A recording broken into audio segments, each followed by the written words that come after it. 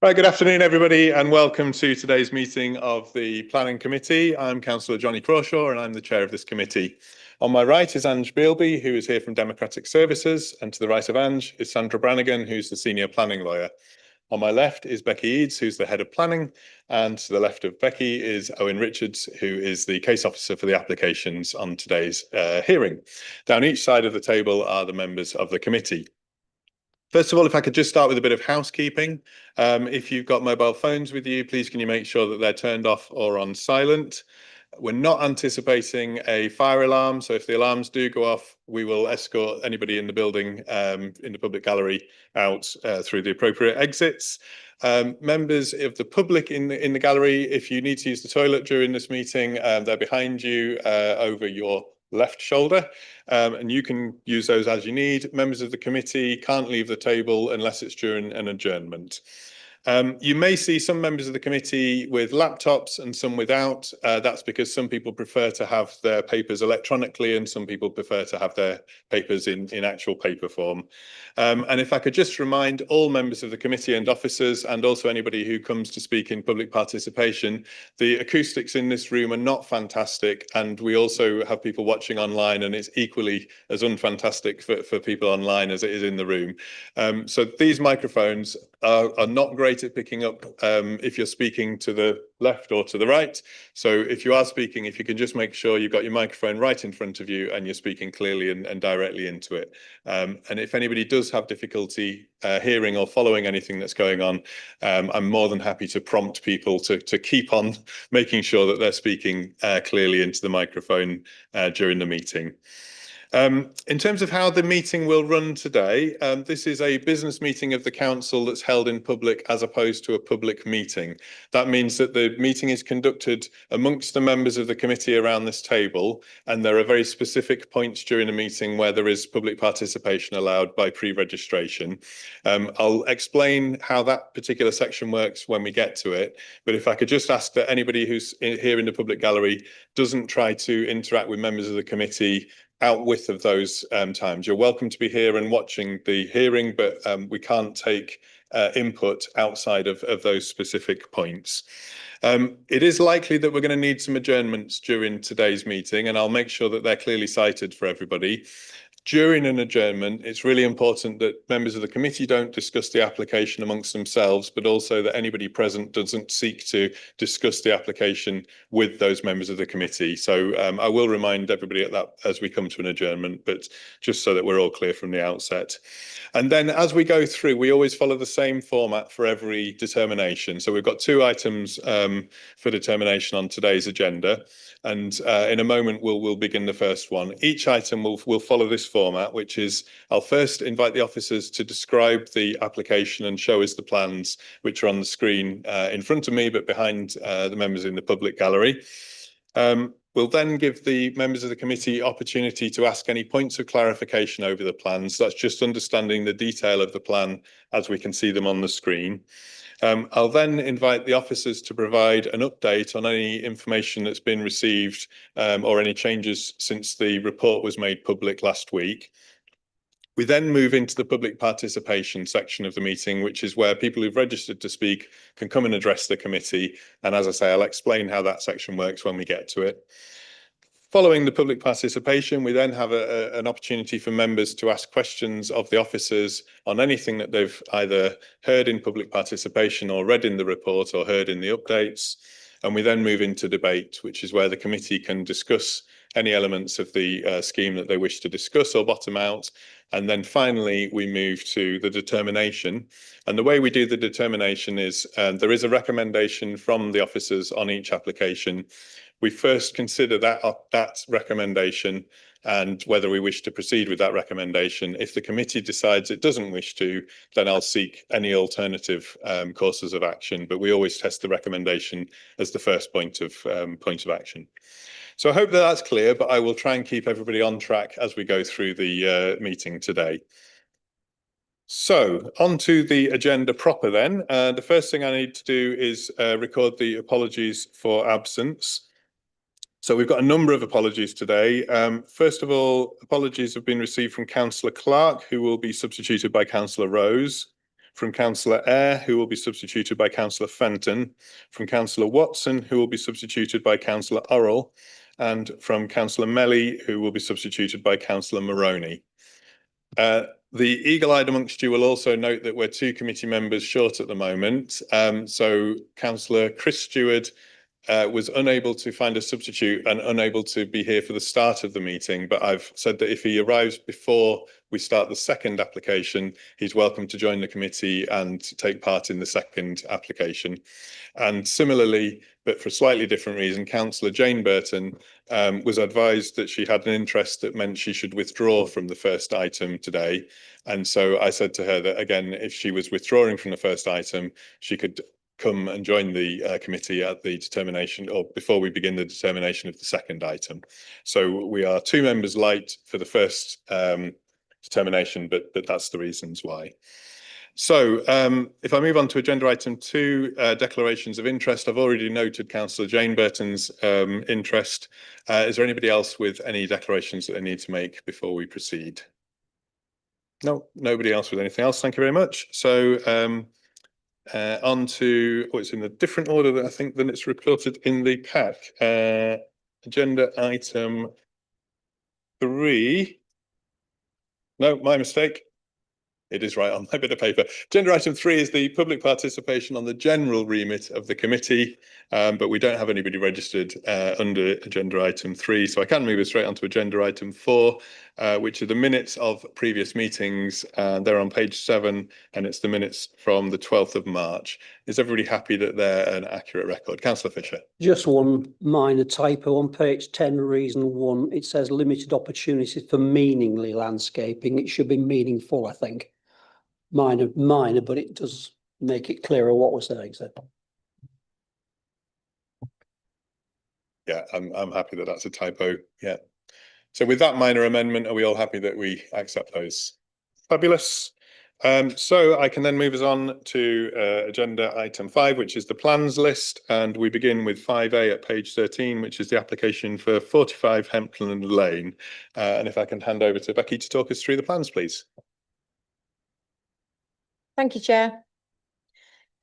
The application is at 45 Hempland Lane. It's for the erection of 2 residential apartment buildings with associated parking, refuse, cycle stores, landscaping, following the demolition of the existing dwelling. The site, just let me get my pointer so you can see. There's a pointer. The application site, as you can see, is outlined in red, with the existing bungalow here. Again, this is the existing site plan. Members saw this at a virtual site visit on Tuesday. Access into the site here, neighbouring properties in grey along here, and the woodland just to the south here. So this is the existing bungalow elevations and floor plans. And this is the proposed site plan. You can see the 2 blocks here. The access route in to the site here, along with car parking along the edges and the amenity space around the sides of the new proposed apartment block. Again, proposed floor plans and elevations of building 1, you can see here, and that's building 2. Proposed refuse and cycle stores elevations there. And you can see this is the aerial photograph of the view from the south. You can see the bungalow that we've mentioned here, the garden area, the neighbouring properties. This is site photograph from 4 Hempland Drive from the roof level, looking across. And this is from the southeast. And this is from Hempland's Lane. That's the existing bungalow there that you can see. I'm just going to go back to the site plan, because I think that's the best one to leave it on if you've got questions. Okay, any questions from members? You're all happy that you understand what we're looking at. I think it was helpful to have the virtual site visit for those that were able to make it earlier in the week to be able to understand the site. So there's certainly no questions from myself. In which case, I'm happy to move on to the officer update. So Becky, that's you again, I think. Thank you, Chair. So there have been a number of representations since the latest consultation expiry date, which was from 13 parties. These reiterated existing concerns that are already summarised in the case officer's report. There have been concerns raised with regard to how the case officer report has been drafted and what they considered were omissions. This has been distributed to all members via email. There's been representations of objections from Councillor Webb from Heworth Ward, raising the following concerns. So these are all detailed in full, but overdevelopment, addition of more private vehicles, which would lead to an increase in traffic accidents, increase in number of dwellings, likelihood of dangerous incidents involving children due to more private vehicles entering and exiting Hempland Lane, and the planning conditions aren't strong enough to force the occupants to exit in a forward gear. In terms, there's been some further highways information submitted. As an additional swept path analysis, which is appended to the additional information. So if you flip your sheet, it's just there. There was a highways technical note submitted by the agent for the application, which is available on public access. The content that was in that supplementary note was all we consider as officers was already covered in previously submitted documentation with the application. There's an amendment to the report. There's two amendments to the report. Paragraph 5.27 is underlined. It shouldn't be underlined. That's just a formatting error. There's no emphasis with the underlining. And paragraph 5.49, the last sentence should refer to 6 trees and not 10. And that's it in terms of our update. Thank you. Okay, thank you very much. So we now move to the public participation section of the meeting. I've got a number of people registered to speak. So what will happen is I will shortly invite you up to the table in order. You'll have 3 minutes to address the committee. I will try to give people a sort of 30-second warning as you're reaching the end of that 3 minutes, but it is a tight 3 minutes. Once you've addressed the committee, though, if you just wait where you are for a moment, because members may have questions on anything that you've raised, and there is the opportunity for members to ask those questions before you take your seat back in the public gallery. So the first person I have registered is actually joining us remotely. That's Antonia Gain. So can I just check that Ms. Gain is available and can hear us okay? Hi, yes, I can. Can you hear me okay? Yeah, fabulous. We can hear you very clearly. So if you'd like to start in your own time, and I will just give you that 30-second warning as you're approaching the end of your 3 minutes. And then when you've finished, if you just stay on the call just for a moment in case there are questions from any of the committee members, but just start as you want to. Okay, thank you. Here are my objections to the planning application at 45 Hempland Lane. Paragraph 116 of the National Planning Policy Framework states development should only be prevented or refused on highway grounds if there is an unacceptable impact on highway safety. And paragraph 117 states that proposals give priority first to pedestrian and cycle movements both within the scheme and within neighbouring areas. I object to this development on the basis of an unacceptable impact to highway safety and pedestrian safety, and I have 6 points to make. 1. Road safety on Hempland Lane has long been an issue.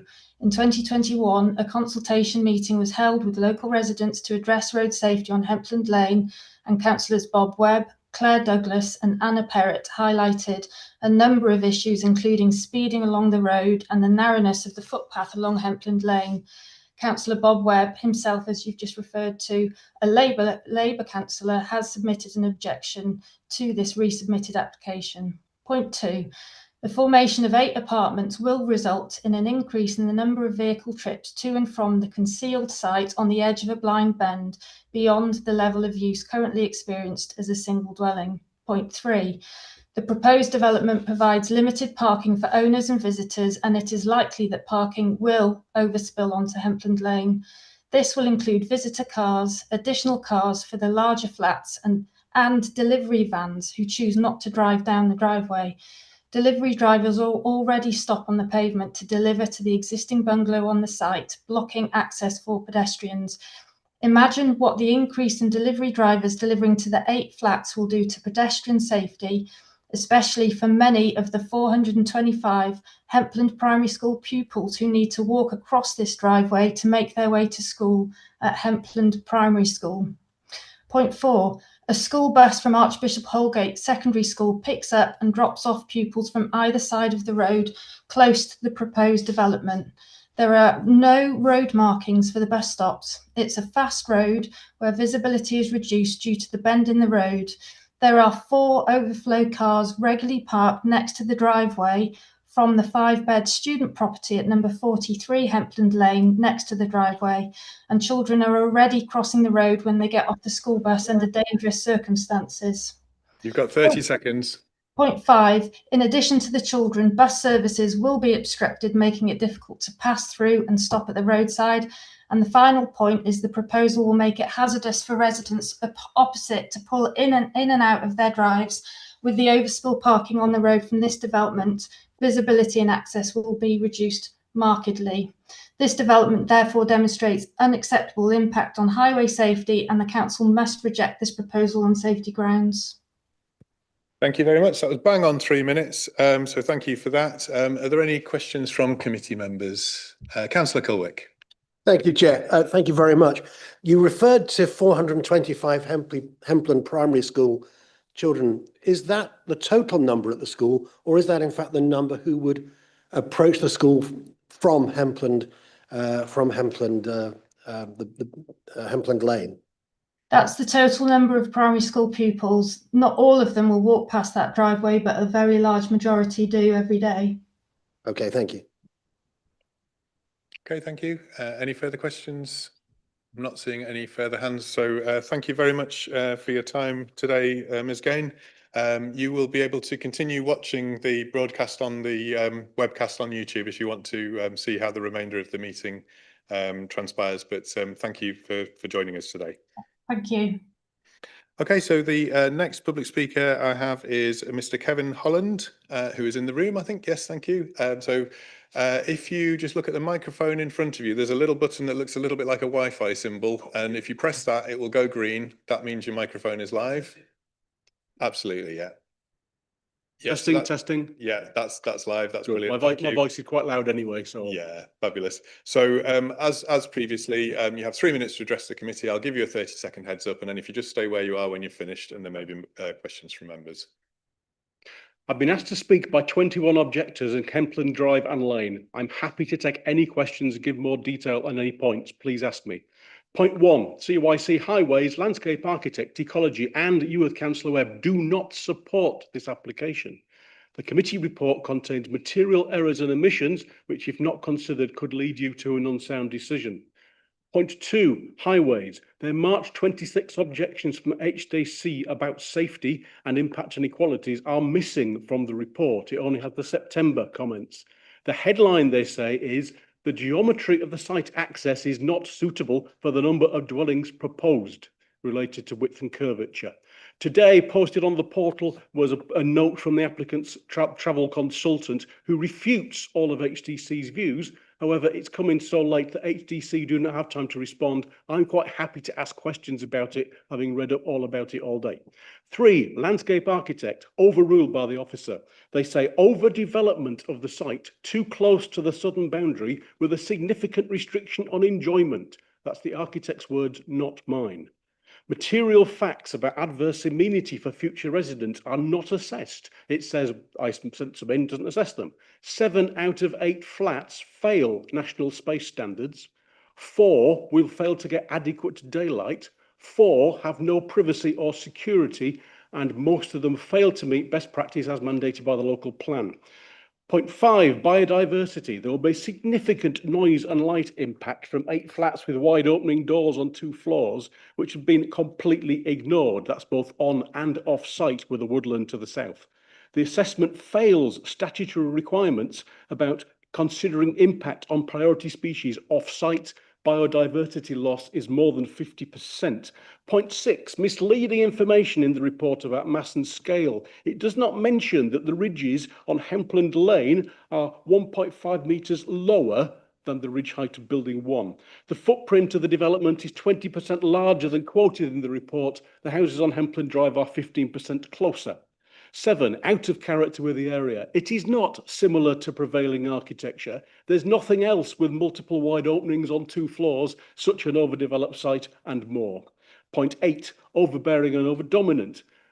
Building 2 is 10 metres closer to Hempland Drive than the refused application, 30 which cited seconds. overbearing, dominating the output, especially for number 6. Procedural issues. 6 key CYC mandated documents have incorrect information. They were not updated when changes were made to the site layout. Please ask me any questions. I do have copies of what I've just said, if they will be useful for you to refer to. Nothing additional, Johnny. So is that you finished for your? Finished, yeah. Yeah, thank you. It's not okay to circulate any information Okay. around committee, yeah, no, sorry, problem. any information has to come in through the planning officers and then is digested and It is included a summary in of the what I've update. said. It's no more than that. Yeah, we don't have provision for any written information to be shared, but Thank you. but thank you for your 3 minutes. Members, do you have any questions? Councillor Rose. Yeah, just have you seen the additional information that's been attached more recently than all the papers that you were referring to when you said that things were omitted? I haven't seen any updated report. Would you like me to go through what the missing information is? No, it's okay. I just wanted to see if there was anything specific to this because you didn't mention anything about the latest. It is material for making a decision. I know you circulated information to us beforehand that I have read as well, so Okay. I'm familiar with that, but it was only if there was anything specific to that. Okay, thank you. Councillor Orrell. Yeah, you mentioned at the beginning of that there were a number of errors, and I think you said you spoke about some of them.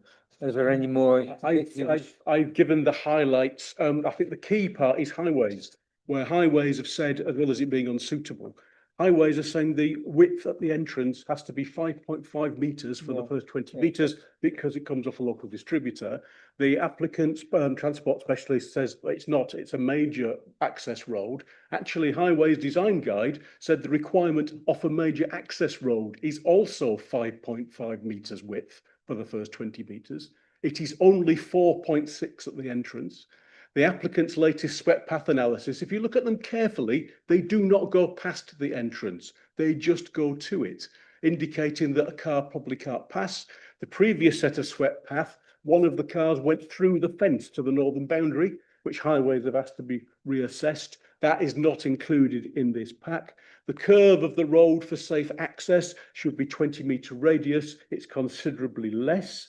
There's no footpath to building 2, which is covered in the report, but HDC don't want that because of adverse impacts on equalities. The area is surrounded by parking spaces and building. It's the turning space for vans and the refuse vehicles. Building 2 door is right in front of it with a disabled space to the south. That's just Highways.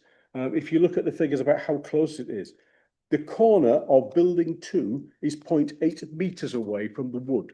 That is closer than you are to me. It is there. That is not mentioned anywhere in the report. You do not get the impression just by looking at the site plan. It is squeezed in. It is 18.8 metres from the rear of our living areas, not the 22 quoted in the plan. The ridge heights in the officer report said Hempland Drive is 8.6. They are not. They are 8.3 at best. There are lots of other errors in there as well, related to this being an overdevelopment and squeezed in. If you look at best practice, the security and privacy one, four of the doors have wide openings straight onto the shared access. There is no privacy. Local plan says private spaces should be private. All of these have been provided to the officer, and they are on the portal, but they were not considered in the assessment. Thank you very much. I'm sorry to interrupt you, but I'm just conscious of, if you're asked a question and then you answer 4 other questions, I think I need to just be fair to everybody in terms of their access and how they're addressing the committee. I just from what you said there, I just want to clarify. So on the swept path analysis, that is the HDC that you were referring to, and I think that what I heard you say was that you thought that the swept path didn't go out onto the road, but I'm looking at it doesn't go into the access, Johnny. It stops at there's a little V on the swept path, which is the access to the site, which is only 4.6 metres wide. So, and if you look at the vehicles, there's no analysis of what happens when they go further into the site, and Highways have already said they can't turn the bend where the so what I'm looking at, I think, is at the entry point onto Hempland Lane is a static vehicle waiting to turn out, and how another vehicle can turn in to pass it. That's the way that I would interpret this. Yeah. And is what you're suggesting is that you think the swept path should come further down into the site. Absolutely. That's Because the point that's that where the you're- road narrows and that's where the issue is. So it's just not the lane. it's just to be clear on what your concern is, and so thank you. That helps me understand that. Thanks, John. Councillor Fenton, I had you next.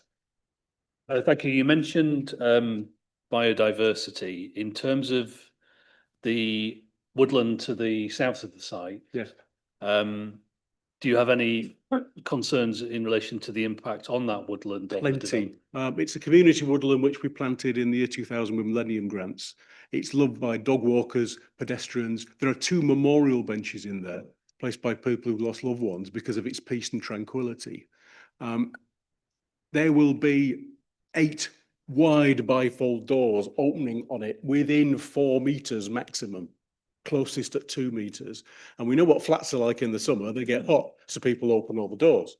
Imagine the amount of light and noise coming from those into that area, which has protected species. Okay, starlings are protected species, which surprised me, but it has bats. We see bats regularly, attracted by the insects because there's a pond in there. There's a wildlife area beyond.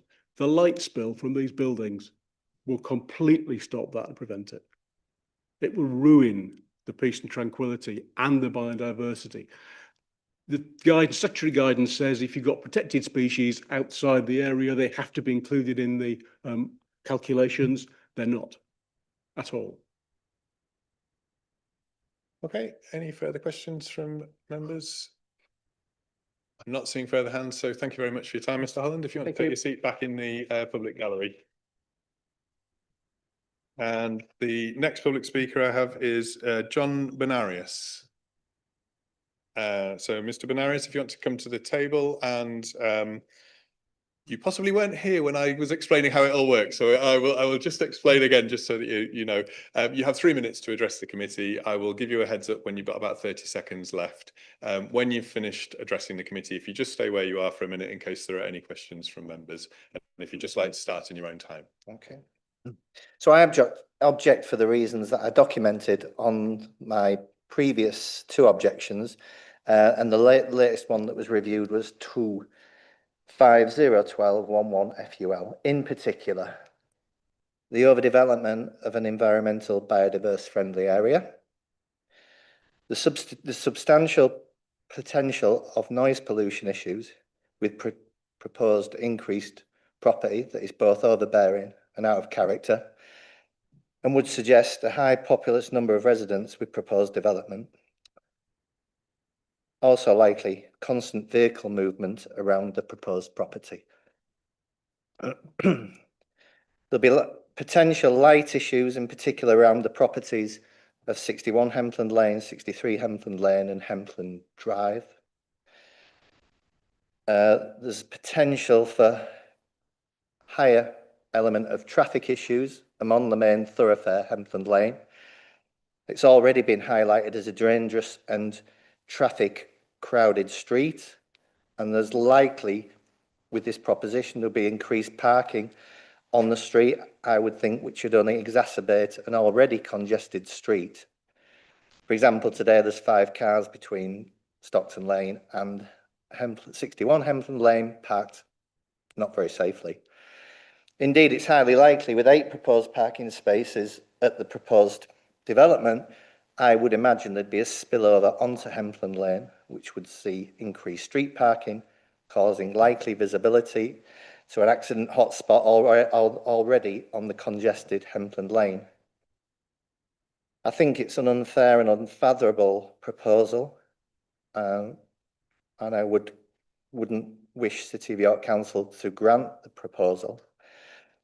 There is also potential to access and egress issues out of the proposed plan, which suggests the plan don't meet the fundamental needs for proposed access. I think a road of 5.5 metres is required, and it suggests to me that it fails to meet the proposed 5.5 with a maximum of 5 metres.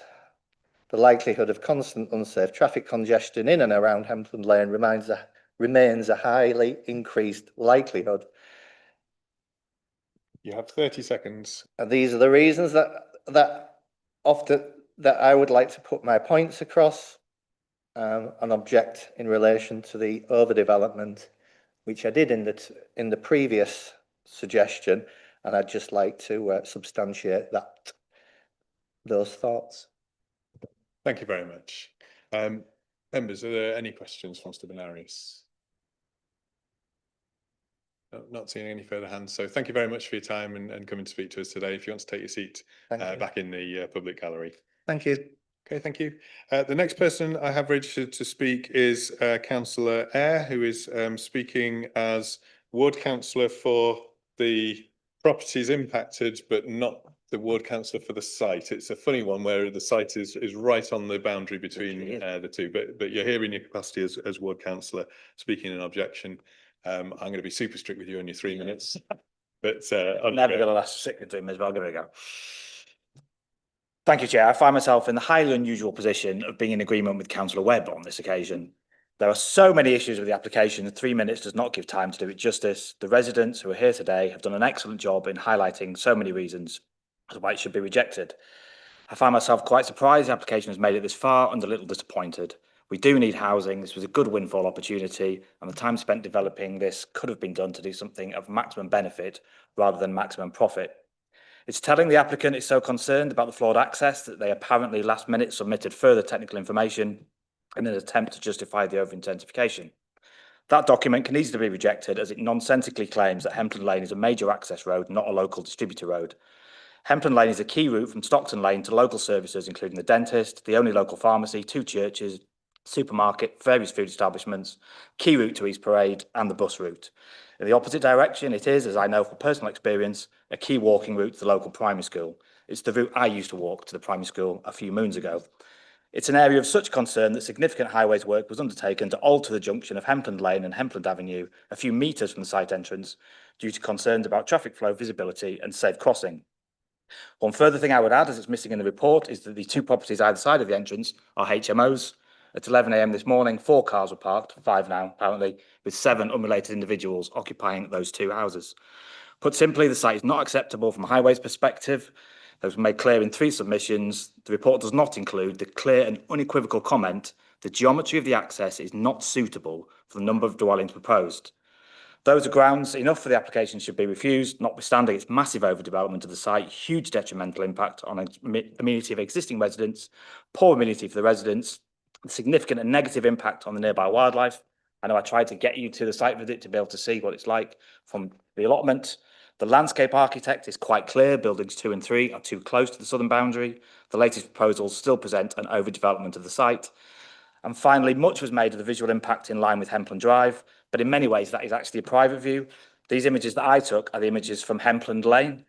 The buildings proposed here are 1.5 metres lower than what's proposed in that particular gap. That is a huge, huge impact on that particular area. Thank you, Chair.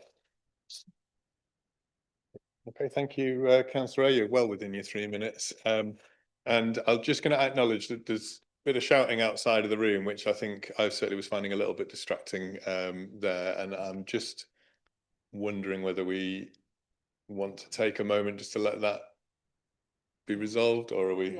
Yeah, I think it's probably worth us. We're not going to adjourn the meeting as such, but I'm just going to pause and see if it dies down, because it's not easy to follow. Yeah.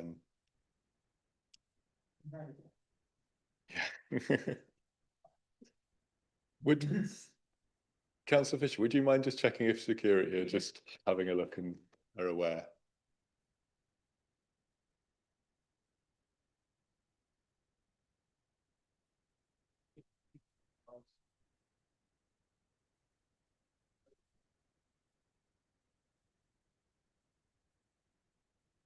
Okay, are members happy to continue, but I will be conscious that it's possibly a little bit distracting. Are we happy, or would you rather just take a couple of minutes just to allow this to be resolved and then continue?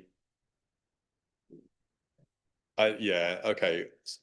With apologies to everybody, I think what I'm going to do then is just adjourn the meeting, but I will come back to you, Councillor Eyre, if there are questions. And what we'll just need to do is adjourn until that situation is resolved. I'll just remind everybody what I said at the start, which is obviously members of the public who are here, please don't try to interact with the committee at this point, and likewise committee members, we're not discussing anything to do with the application whilst we're adjourning. Thank you.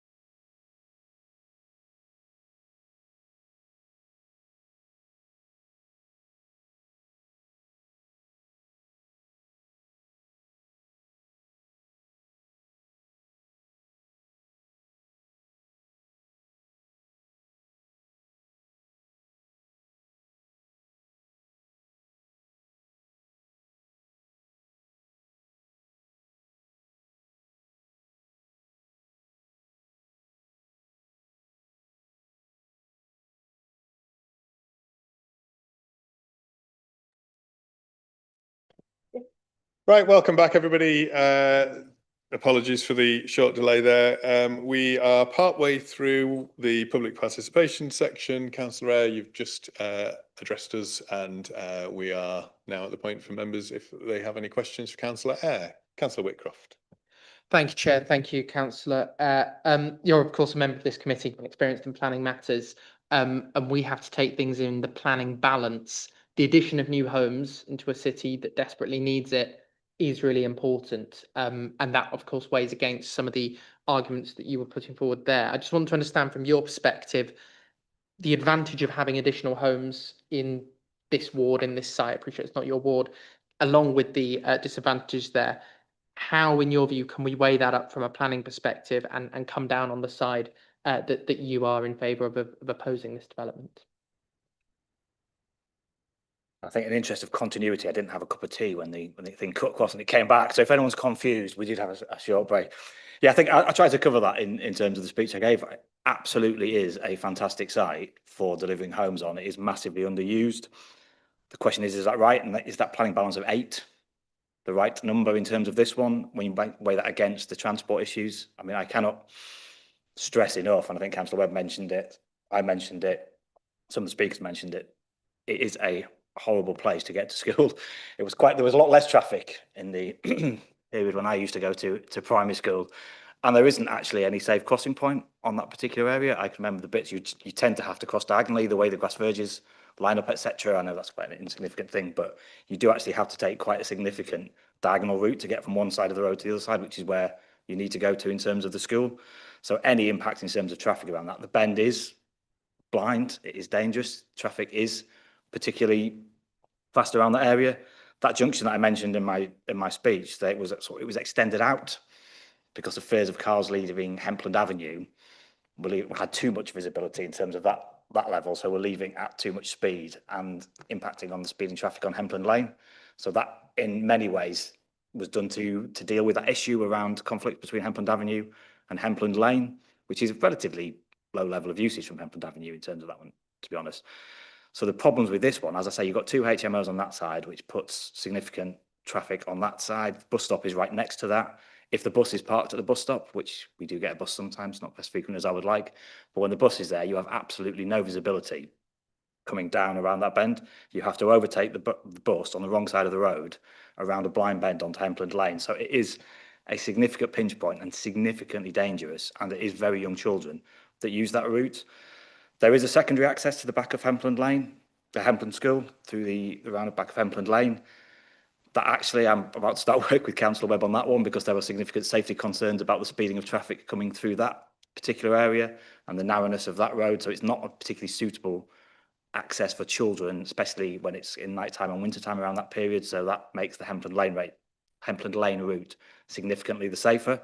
So I think when you start to weigh that up again against 8, and it is 8, it's 6 I think would be easily doable. 4, 5 would be easily doable. It's been that attempt to absolutely squeeze the site to the very limit. And as I said, that I think one of the speakers mentioned, the proximity of that to the actual wildlife area is staggering. They described it as proximity of that to that. If you start to bring that back, all that back, you would actually be able to get a safe and deliverable development. And that is frustrating, as I said in my speech, that could be on site now and that could be being built and we would actually have homes. But we're in a situation now looking at something which I genuinely believe is dangerous, and I do believe is significant overdevelopment and has a massive impact on the residential amenity of neighbours, of the people that will live there. I wouldn't want to live on this particular site in some of the buildings that are there. There is no access to light in terms of that. You are literally staring at a tree. You will be looking out your living room window at a giant tree, probably about half a metre away from your window. It's not a good development, and we shouldn't just accept any development because we need homes. 8 homes isn't going to solve all the problems we have. Taking a little bit of time, getting it right, getting 5 or 6 proper homes that actually deliver for what people need is far more significant, I would suggest, than pushing to get this one through. Thank you. I'm just going to take the opportunity just to follow up on that, because I understand the arguments that you're putting forward. The bit that I struggle with in terms of the 2 things alongside one another, and I hope that you might be able to elaborate a little bit.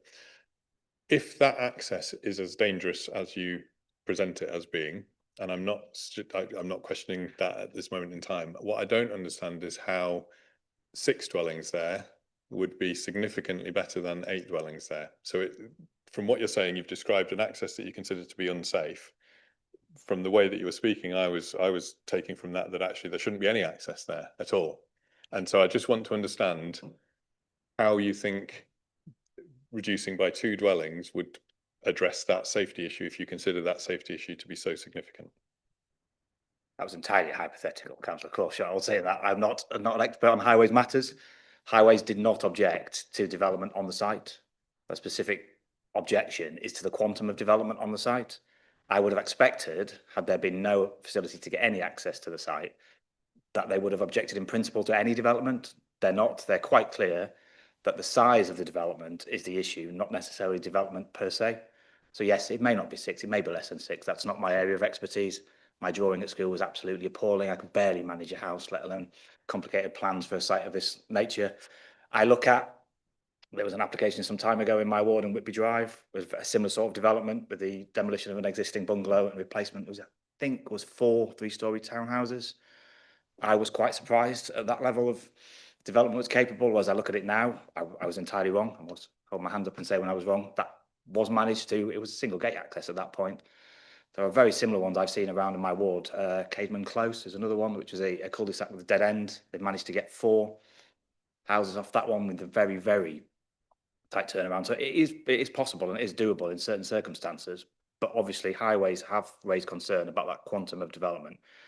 And it's not, as we often say, it's not for us to sit here and speculate as a committee or me as a public speaker what that quantum is. The simple fact is, and highways were unequivocal, this is not acceptable. They object fundamentally on the development of this size on that particular stretch of road. Thank you. I think I had Councillor Culwick. Did you indicate? Yes. Just picking up on the number of school children, I'm fairly familiar with the area because when I first came to York in the 80s, I lived on Hempland Drive. And my own children, being of that sort of age then, went to Hempland School. So what sort of numbers of children accessing Hempland School would be using Hempland Lane? I'm now considering I must have gone to school with your children, Councillor Culwick. Is it something I've learned from this? It is a significant portion, so it's not the 425. I will accept that one. The catchment extends beyond that, so you have Stockton Lane, but equally, it's not just children going to the school, it is amenities. So children leaving the school, the nearest shops, for example, are the shops in Heworth. Glen Park is one of the nearest large, we have Stray Road Park in the ward, but for those coming the other way, you've also got that. So it's difficult to speculate. I would suggest probably in the region of 25%, if I was to guess, would be using it on a regular basis to access the school site backwards and forwards. But then, as I say, you can never legislate for who people make friends with. I clearly didn't make friends with your children if they were there at the same period of time, otherwise I would have remembered. But if you have friends living on that side of Stockton Lane, it's very common that people will leave school at a certain age and they will go and play with their friends further down Stockton Lane using that Hempland Lane access. So it is a significant movement. I mean, I passed there several times a day and you were talking, I would say, in hundreds of children going backwards and forwards. You've also got the nursery in many ways around there. You have, which I haven't actually mentioned, the Stockton Lane nursery and playgroup, which is at Christchurch. So that is also the main access point there. There are two early years facilities. One is at the Burnham Library site. One is at Christchurch on Stockton Lane. So that is the main point of access also for much younger children in terms of accessing that one as well. Thank you. Okay, Councillor Fenton. In relation to parking, the comments made around sort of nearby HMOs that generate a lot of on-street parking. What is it that is dangerous or undesirable about this development potentially creating additional on-street parking in the area? I would suggest the existing parking is dangerous in terms of that sense. So both of those two, which I do believe, one's definitely HMO. I'm pretty certain they both are in terms of what I can find out. They only have parking for approximately one vehicle in each of those.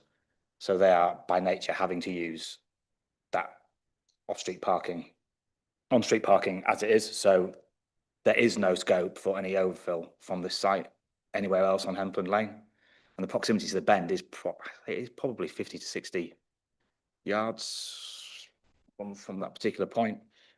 So it literally is, as I said, with the bus usage, with anything on that section of road, it is taking a blind left-hand bend on the wrong side of the road. On a road with speeds probably in excess of 30 miles per hour. I've not seen the particular data, but from my experience, it's significantly above 30 miles an hour. And we always get to 95th percentile and all that, but which will bring the average down. But the traffic speeds are significant in that particular area. You also have, which is the other thing I didn't mention, is that we have the extra care home facility, which is also around the corner on Hempland Lane. So this is another route of access for those to and from using that. In fact, that's possibly one of the nearer bus routes if they're looking to get to the coastline. And so I think the general point is, in an ideal world, there would be no parking on that particular area. There is parking existing from the two properties that are either side of the entrance. That is pretty much most of the time, so there isn't any scope for that. It will just extend the problem. And if you're looking at trying to clear, in essence, 5 or 6 cars on the wrong side of the road before you're hitting a blind bend. Okay, any further questions? I'm not seeing any further indications of hands. So thank you very much for coming today, Councillor Eyre. If you want to take your seat back in the public gallery. And the next and final public speaker that we have is Janet O'Neill, who is the agent for the applicant to speak in support. So Janet, if you want to come to the table, and much like Councillor Eyre, I think you know the score as well, don't you? But if you would like to start in your own time, and I'll give you a 30-second heads up when you're reaching near the end of your 3 minutes.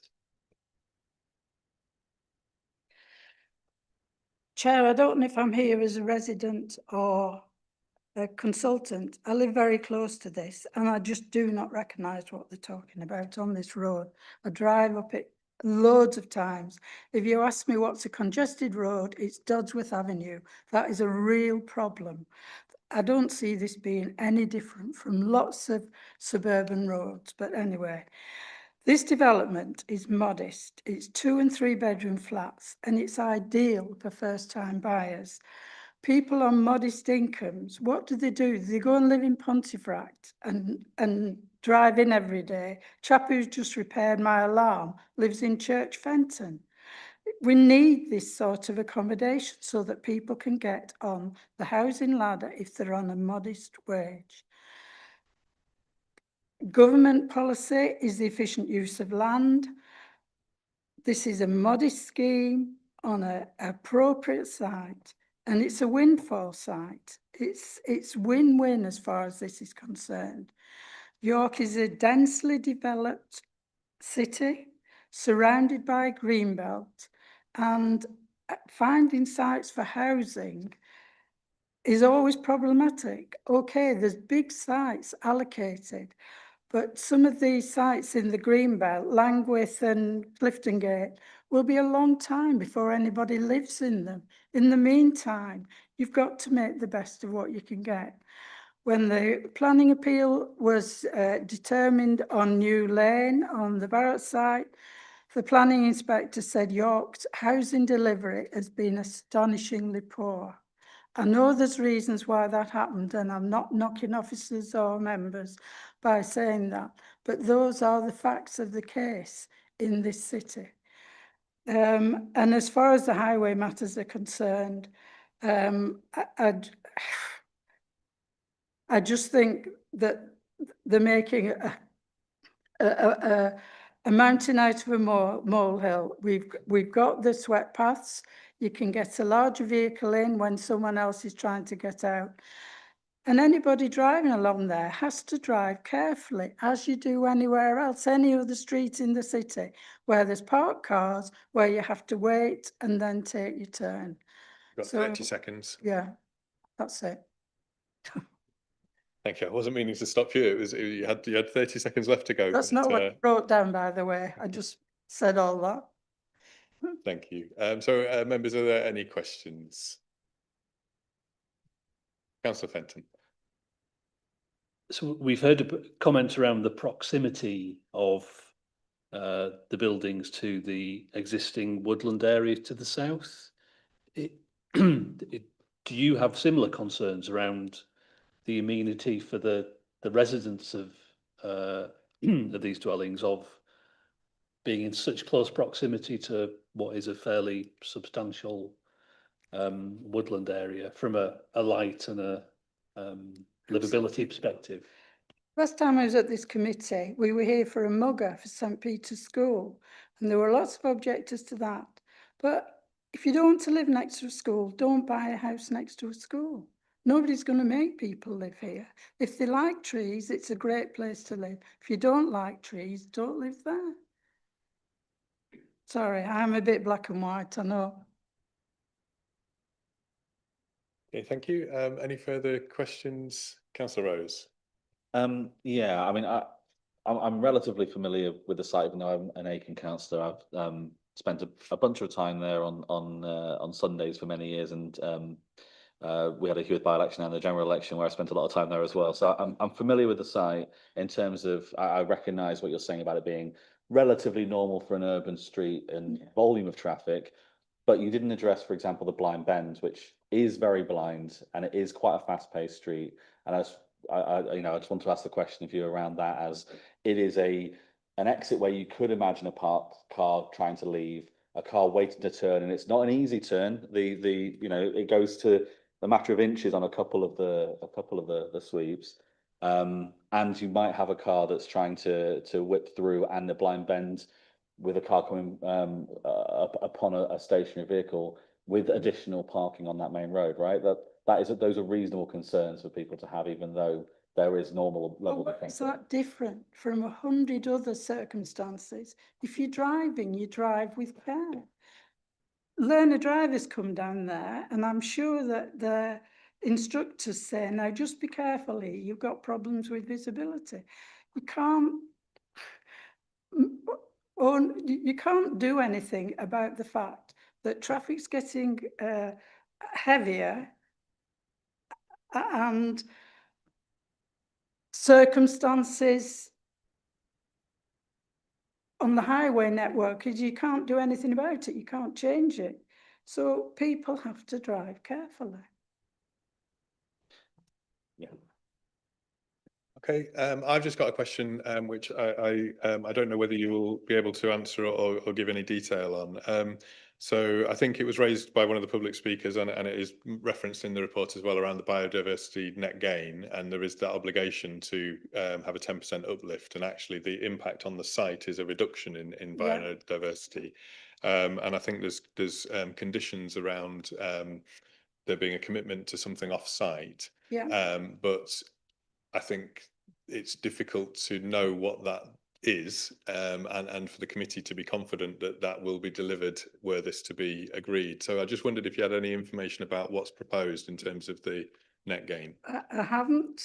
I don't know what will be selected for that.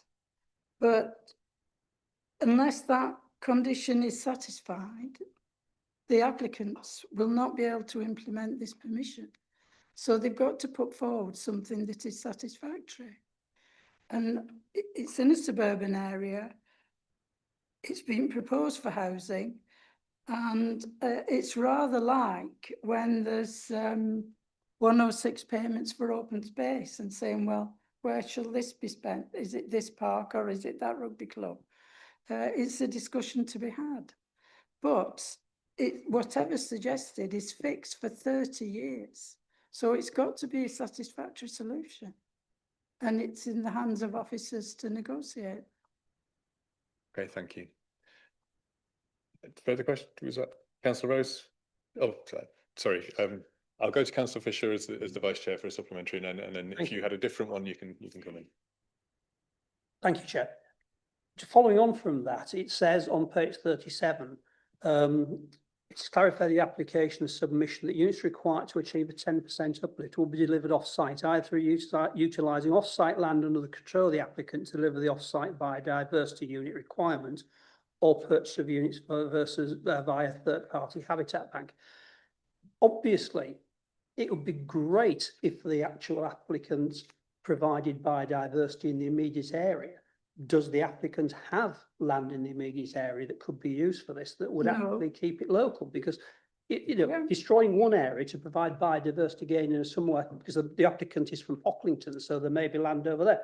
But I'd like the biodiversity increases to be in this area, please. Well, the applicant is here and has heard that, and it's up to him to approach somebody who has got land close by, where he's got the opportunity to do something with it. I mean, obvious thing would be public parks or the local schools. Thank you. And Councillor Rose, was it Yeah, I was, it was the question I was trying to work out how to ask before and gave up on. We heard in public participation around the concern from highways around the 5.5 metre entrance and this being only 4.6 metres. I just wondered if you had any comments about that bit. Our highway consultants say that's satisfactory, and they have been in business for 40 years and are experts in the field. The other point is, to me, if there's a second vehicle comes and there's another vehicle coming out, then you just pause and let the other vehicle go out. Again, I don't see that as a problem. Okay, thank you. Councillor Moroney.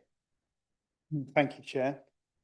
Could I direct you to paragraph 5.31, please, about waste disposal and how things stand? Because as I understand, the council won't collect, and there was a possibility a private company may do that. I just wondered how those plans are. Yeah, well, it's a thing that we get involved in quite often, particularly for non-residential schemes, where companies decide that a fortnightly collection isn't enough, and they might have the council one week and then a private contractor the other week. But there are a number of contractors in York who are jolly good at this, and yes, available to provide the service.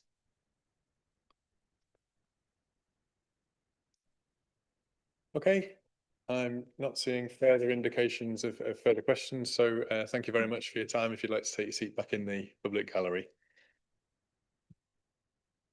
Okay, so I'm going to move us on then to members' questions to officers. So this is the opportunity for members to ask any questions to officers about the report, the updates, anything that's maybe been raised during public participation. And if you could just be indicating, and I'll write you down. And Councillor Fisher, I'll start.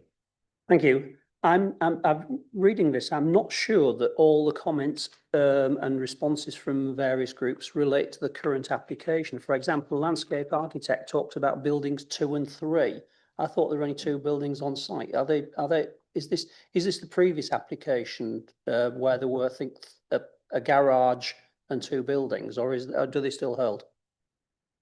So this application, its first iteration began with 3 buildings. Right. So there were 2 towards the south and 1 to the east, and the buildings 1 and 2 were merged. So 3 became 2. Right. So do the landscape architects comments, since the 2 buildings have also been relocated, do the landscape architects objections still apply to this application, or are they now redundant as a result of the buildings having been relocated? So new comments weren't submitted from the landscape architect on the basis that the position of the building has moved further inwards into the site, and so but retained a relative position to the 2 buildings that were there before. Thank you. Okay, thank you. Next I had Councillor Whitcroft. Thank you, Chair. We heard from some of the public speakers about the national minimum space standards for each of the dwelling, and 7 out of 8 of the flats not quite meeting those. Just want to understand what the planning implication is there for the actual size of each of the individual flats, the size available for them, how we can weigh that into the planning balance, and whether that was taken into the report.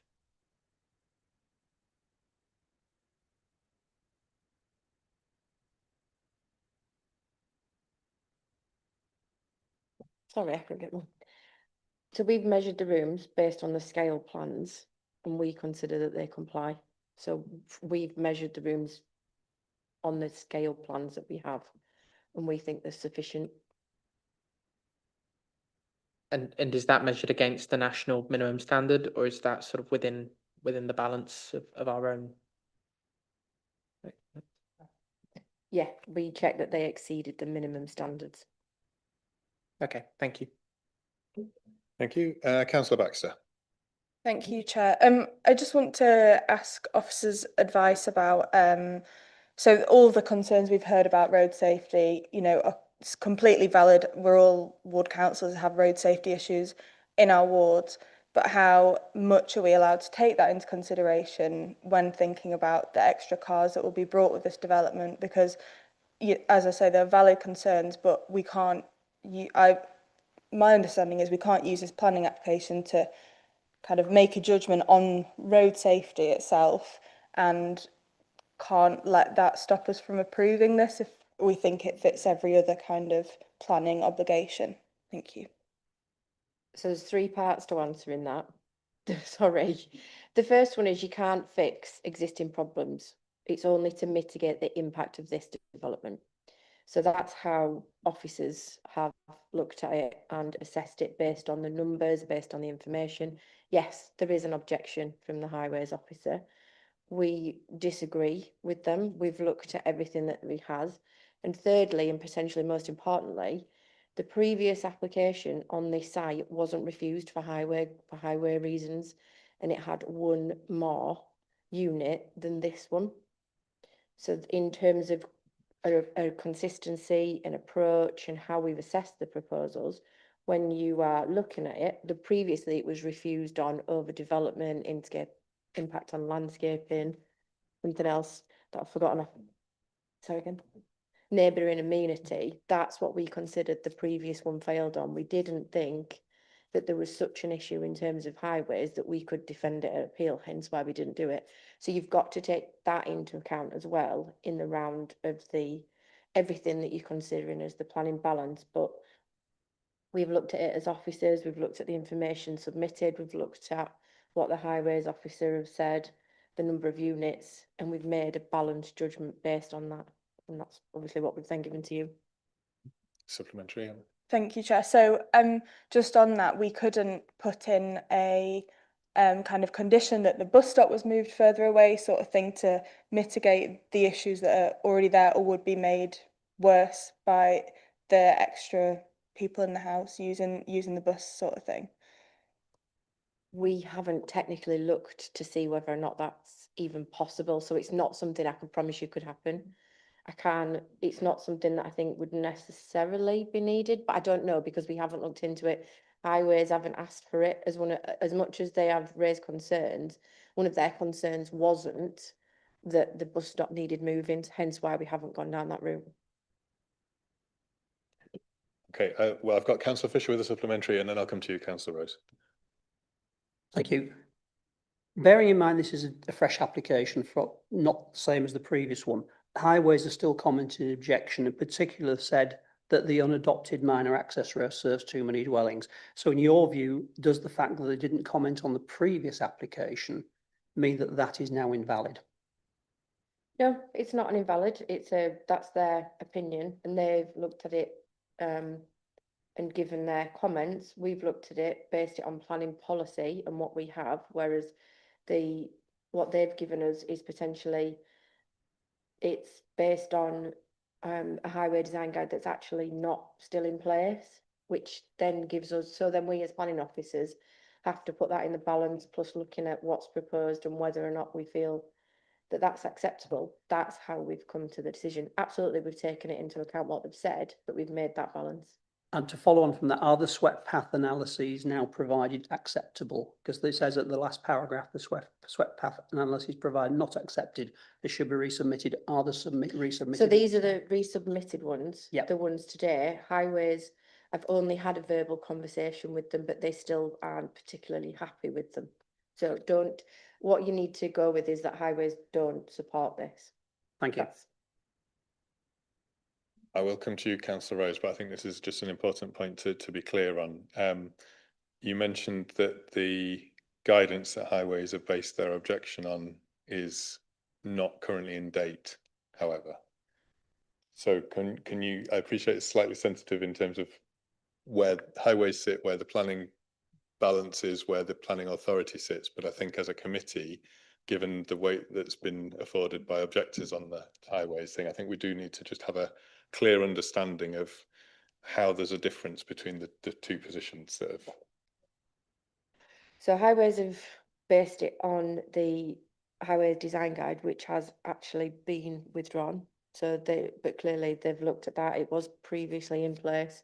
And they've looked at what they consider it would be needed for a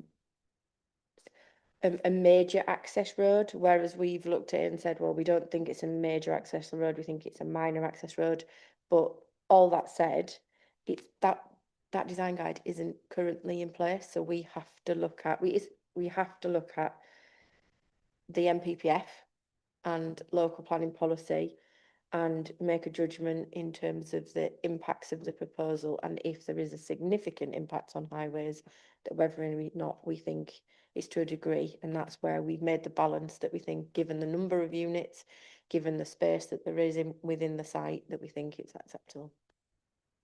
I think that's helpful, and just to be really clear for everybody, so the NPPF, if that's where we're having to sort of fall back to, is quite clear about when you can and can't object or refuse something on highways grounds.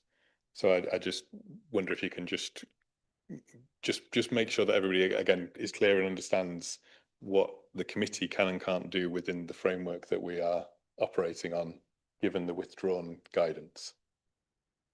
Give me 2 minutes, because then I'll quote you exactly what the NPPF says in terms of significant. Just give me a second. Yeah, of course. I think it's really important that we are all clear and understand this, because I think that it potentially becomes a I don't want us to get to a determination without us all being very clear and understanding what framework we're operating in.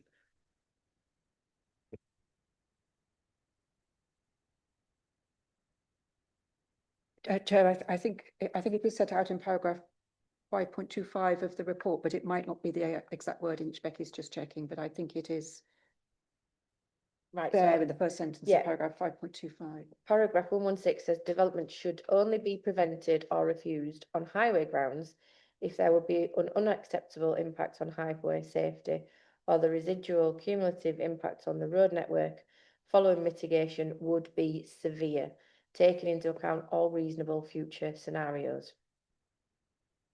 Okay, thank you. So when we're considering planning balance, that's the thing that we need to hold in mind. Okay, and Councillor Rose, I think you had a supplementary, which it was just coming back on that point that you'd made around the previous application having not objected on highways grounds, but yes, there are more vehicles potentially in that application, but I haven't looked at that, so I don't know whether the entranceway is the same, and I guess that's the bigger concern. We're talking about the unacceptability of safety. There's that weird little corner at the northwest point of the site where it sticks out slightly. I don't know if that's in the previous one. I don't know about that 4.6, 5.5 meters bit. So I think as Tony was saying around highways objecting to this and not objecting previously, has the actual entranceway changed between that previous application and this one?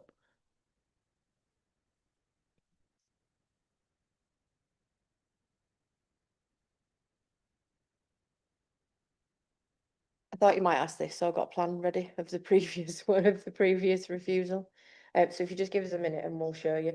Look, not just before you answer, just for people in the room and watching, we'll just need to start the projector again so we can bring the plan up, and it just takes a couple of minutes to warm up, and you'll hear it and it'll come on. We'll be able to refer to it once it's up, but you can perhaps talk us through a little bit, and then we can see it once it's there. Just to clarify, it wasn't that highways didn't object to the last proposal. We didn't refuse it. We made a planning balance. Sorry, just to clear that up, it wasn't that they didn't object, it's that planning made a balanced decision about that. There's your previous. Can you try and make it a tad bigger? So there is your previous, the one that was refused. You can see there's significantly more development, less open space. There's obviously the access road in. Yeah, just a second.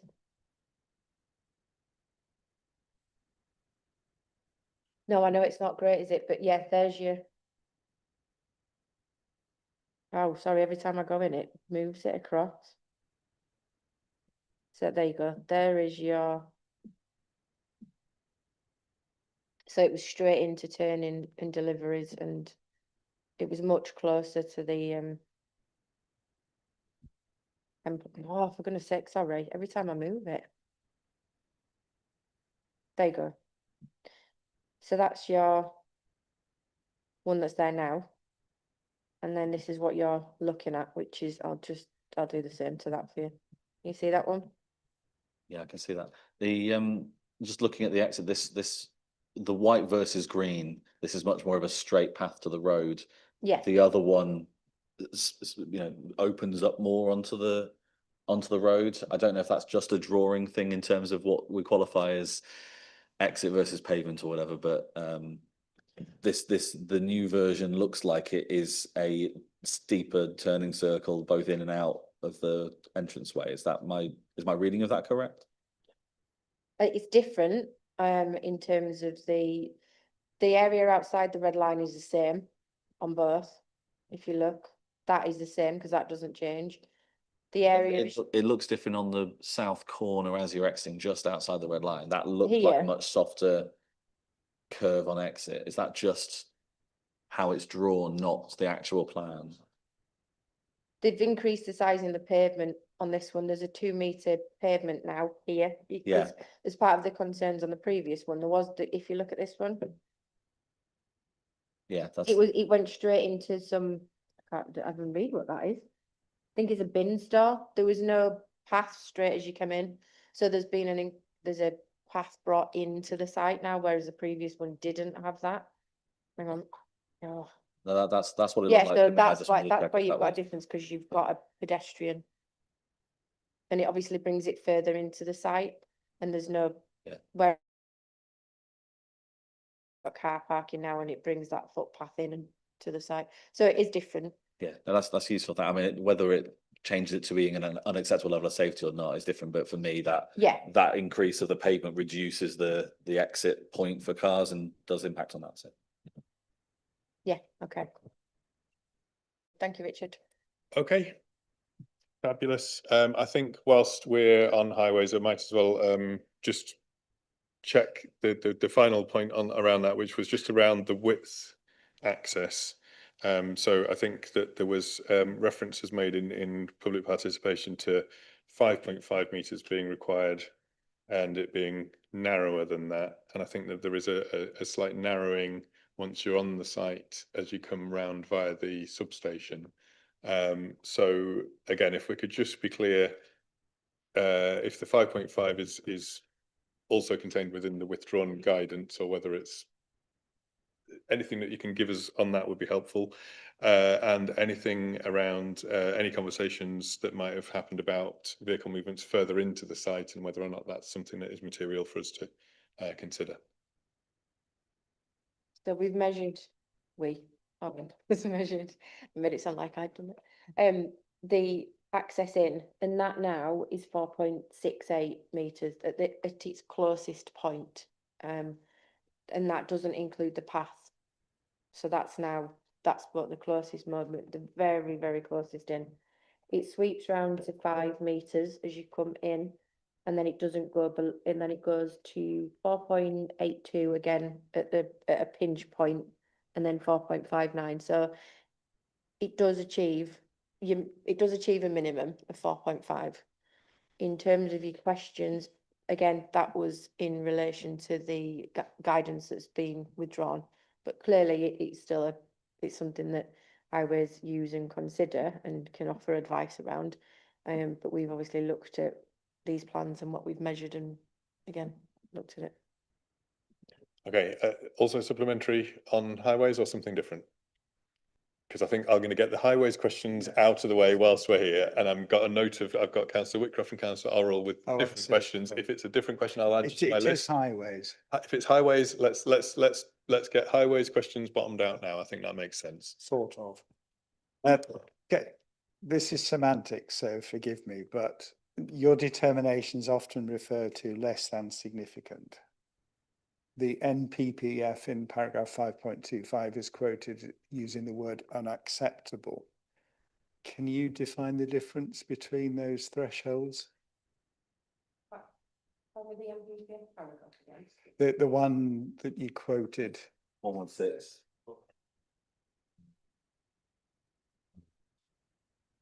Yeah, just to be clear, so it's paragraph 5.25 in our report. Yes. which is on page 30 for anybody on a paper copy, which is then referencing paragraph 116 of the NPPF, which was the paragraph that you read to us. Right, okay, just give me a second.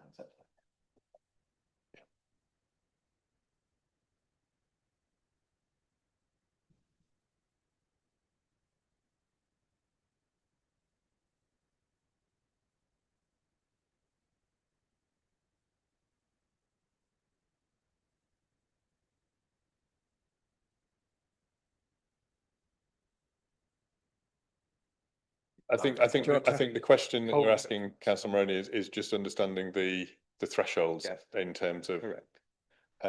So, for example,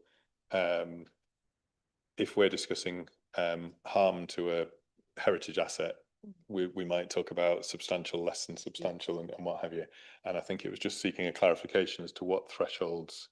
So this references unacceptable impact on highway safety, but whether or not there's any guidance that you can give on what constitutes unacceptable in those terms. Now, it may be slightly different because I know that harm has a very specific meaning in planning terms, and in this case, it may just be wording. But I think you couched your question in it being slightly semantics, but just wanting to get a gauge of an understanding, I think, if I've understood your question correctly.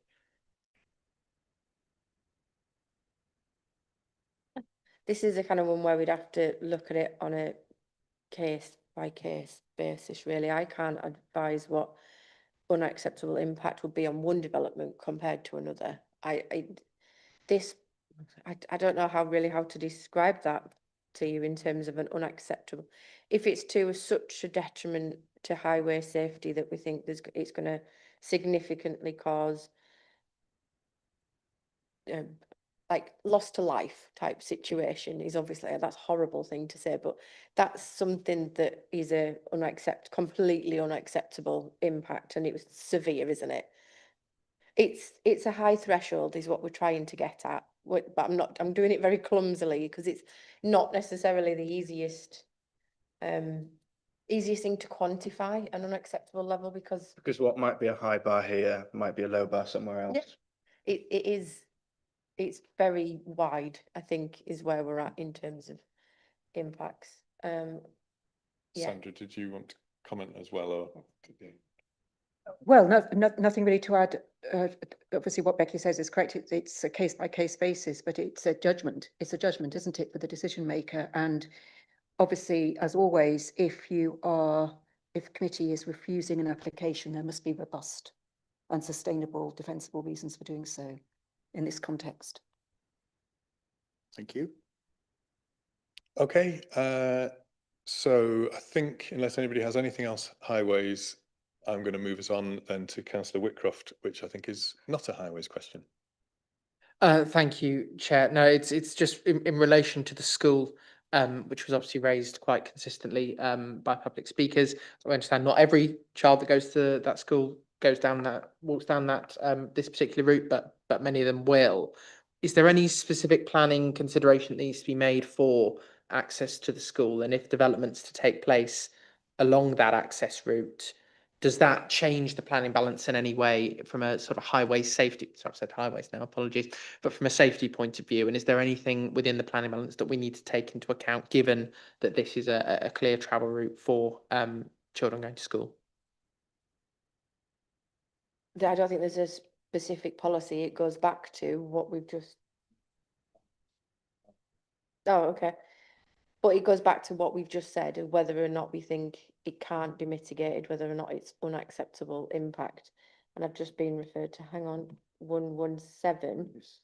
5.25, but yeah, go on. Paragraph 5.25 goes on to discuss paragraph 117 of the NPPF, which discusses creating places that are safe and secure and minimising the scope for conflicts between pedestrians, cyclists and vehicles. So I suppose it can hone your the view that you make on paragraph 116 when you consider the sort of the case by case context of this site. Okay. Councillor Orrell.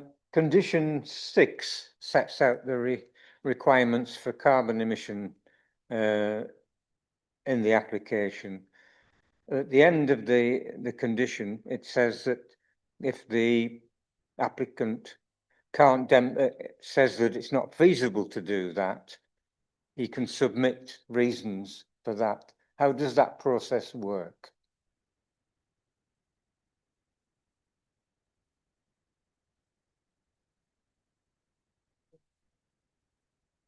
Page 43, Becky.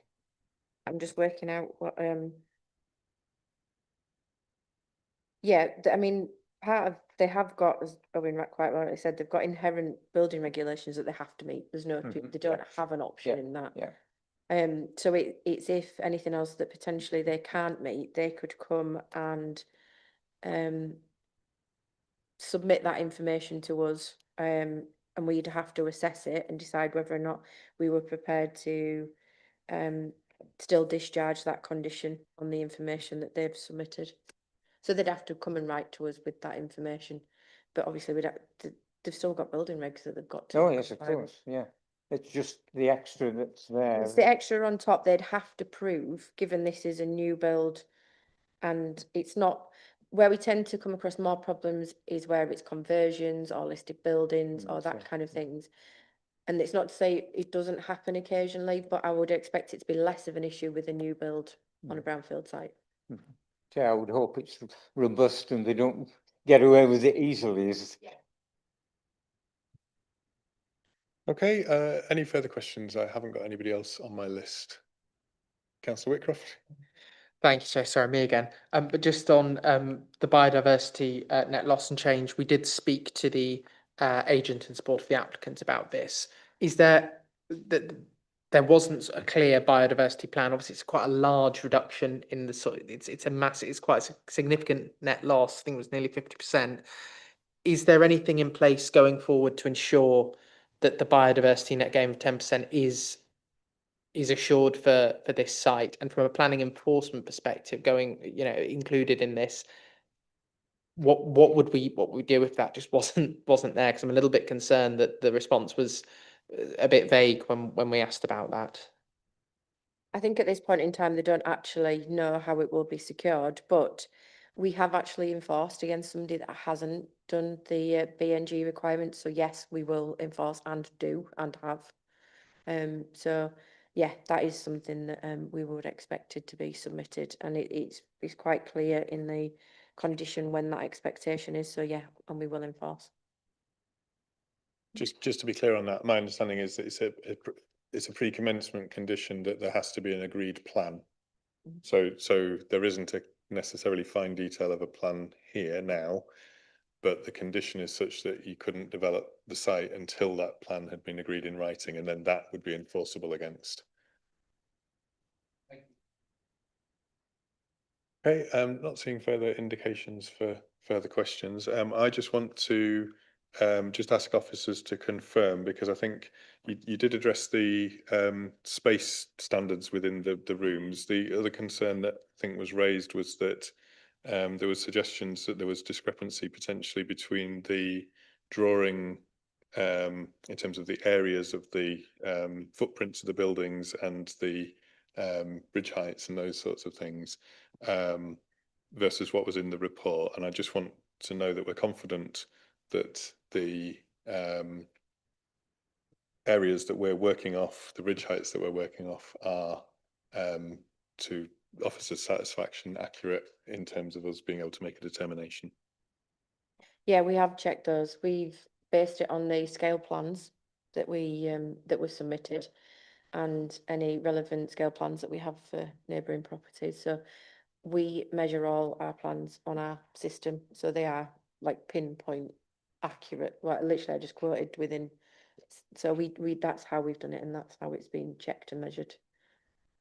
Thank you. And supplementary to that, I suppose, is again just understanding where you have existing residential developments and potential new build development, the separation distances between the habitable spaces within the existing buildings and the proposed development, are they all within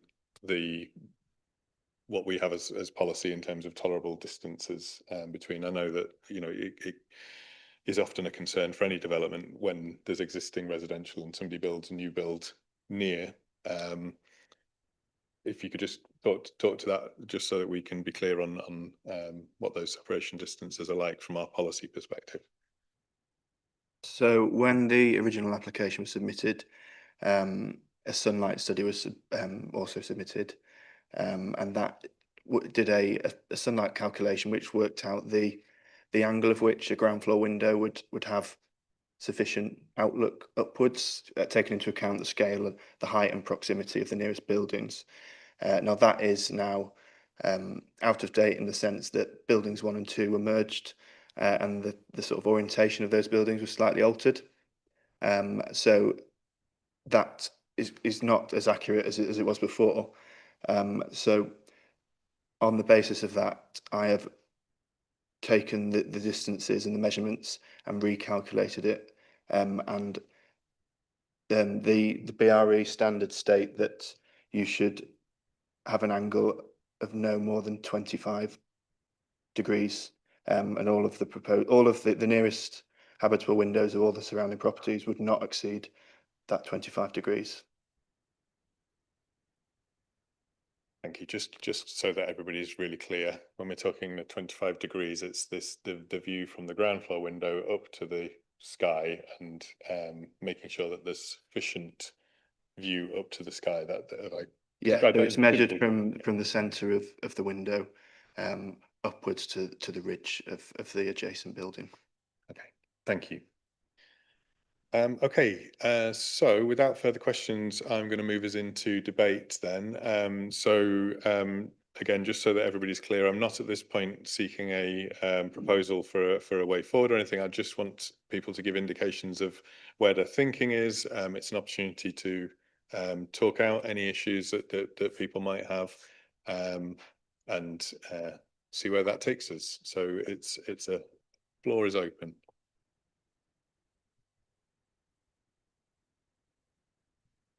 Don't all put up your hands at once. It makes it very difficult to know where to start. I mean, Councillor Fenton, always reliable. Thank you very much. I don't get to come to planning very often nowadays. In terms of the highways, thinking outside the site in terms of highways considerations, are there pre-existing issues in terms of highway safety? Then we've heard from public speakers that there are known concerns. I'm not sufficiently familiar with the area to know the extent of those, but it does seem those issues do exist. Would this development of itself tip those into or create have such an impact as to make those pre-existing issues considerably worse? I would struggle to recommend sort of a refusal on that basis. I'm more concerned about the proximity of the buildings to the pre-existing woodland to the south. I think I take on board the point that if you don't like trees, don't move into a property next to trees. Those trees don't have tree protection order status. My main concern is the amenity of the future residents of those dwellings, in terms of whether all of the residents will be happy having living in such close proximity to an established woodland that will have a number of impacts. Some residents may consider it to be a positive to live in such close proximity.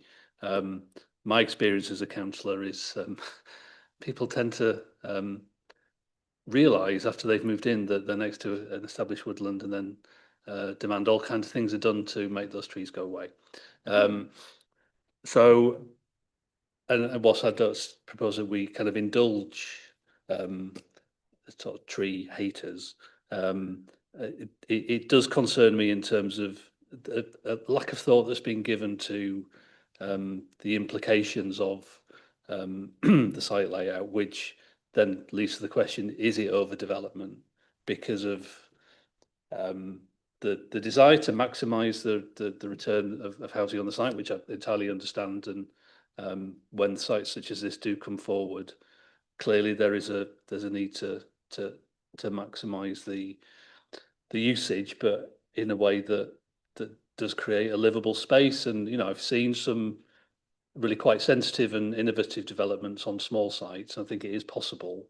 I'm just not really sure, even one fewer dwelling compared to the previous application, that this overcomes those concerns around overdevelopment, and that's the main issue sort of weighing in my mind at the moment. Thank you, Councillor Fenton. Councillor Rose. Yeah, I'm still on the fence on this, so I'm happy to share my thoughts, and they're very similar actually, which is unacceptability of safety is a very high bar. It definitely exacerbates existing problems. I think not just the swept path that we've got here, but the car parking swept path analysis is really interesting to see just how tight cars would squeeze in on those spaces, and that entire route being so thin, that the kind of argument around the 4.5 versus 5.5 piece is that is a squeeze, but is it unacceptable impact on safety? I'm not certain. I think it's definitely maximizing the use of space, whether that's overdevelopment or not is, I think, a difficult tipping point again on where that line is drawn. It's as much as you could put in here physically, 0.8 meters from the edges, and every inch of road squeezed, and that the impact on biodiversity on the site and off the site is pretty significant. But that's weighed against the addition of housing, potentially more affordable housing, certainly housing that we need in the city in general. And I don't have any particularly strong feelings about the extent to which any of those are problems that we can't move beyond, or are benefits that outweigh everything. I'm on the fence on a few of those things. I've got a bit of a hint in my head on where I'm leaning, but I'd be keen to get other people's thoughts if any of those don't feel like they are where I feel they are. Thank you, Councillor Rose.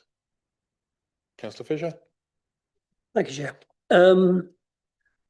Is this a developable site? Absolutely. It's just a question of degree, in my view, and whether the present level proposed is compliant with biodiversity gain, and whether it impacts adversely on the highway network. We can't use this site to sort out all the problems on Hempland Lane. It's just not possible. We only can look at what this site does to what it adds or subtracts. And my main area that I was worried about was whether or not 2 cars could actually pass on the access road within the site. Next to me, about 15 years ago, somebody applied for 4 houses on the land behind me. The access road is only 3.8 metres, and it was refused on that basis. They allowed 2 houses on the grounds that would lead to a less usage, because if 2 cars had met, it would have meant one had to reverse onto a busy road. Now, in this case, if you say, look at the road being 4.5 metres, the average size of a family car is about 1.8 metres. So it does appear that 2 cars can pass all the way down this. So I think that is acceptable. I think the road is fit for purpose. I've heard people say about very bad sight lines as you leave the site and the blind bend. I spent a lot of time there during the by-election, and I don't think the sight lines would actually, saying that refusing it on the grounds of poor access would actually stand up on appeal, because I don't think it is that bad. So I'm moving towards accepting this. I would prefer it to be a slightly smaller number of properties, but I don't think I can see a valid planning reason at the moment to refuse this. Thank you, Councillor Fisher. Does anybody else wish to? So Councillor Baxter and then Councillor Whitcroft. Thank you, Chair. I think I'm coming to the same conclusion as Councillor Fisher, that while there are definite and legitimate issues in the area which we all have to contend with as local councillors, I'm not sure that 8 extra properties will make that much of a difference to this. And I think that there is a definite need for these type of properties in York as well. You know, not just 6-bed detached homes. And I think that with the changes to the application, that's helpful as well. But I just think that the impact that this extra development will have on the road won't make lives, you know, it significantly worse. So I'm also coming down on the side of approving. Thank you, Councillor Baxter. Councillor Whitcroft. Yeah, thank you, Chair. Very sort of similar thoughts. I won't recover that. But I'm agreeing with Councillor Baxter and Councillor Fisher on that. I was concerned about sort of the biodiversity impact there. It is still quite heavy. I think the 48% down. But with the promise that site development won't begin until there is clear off-site ways to mitigate that biodiversity impact and ensure that 10%.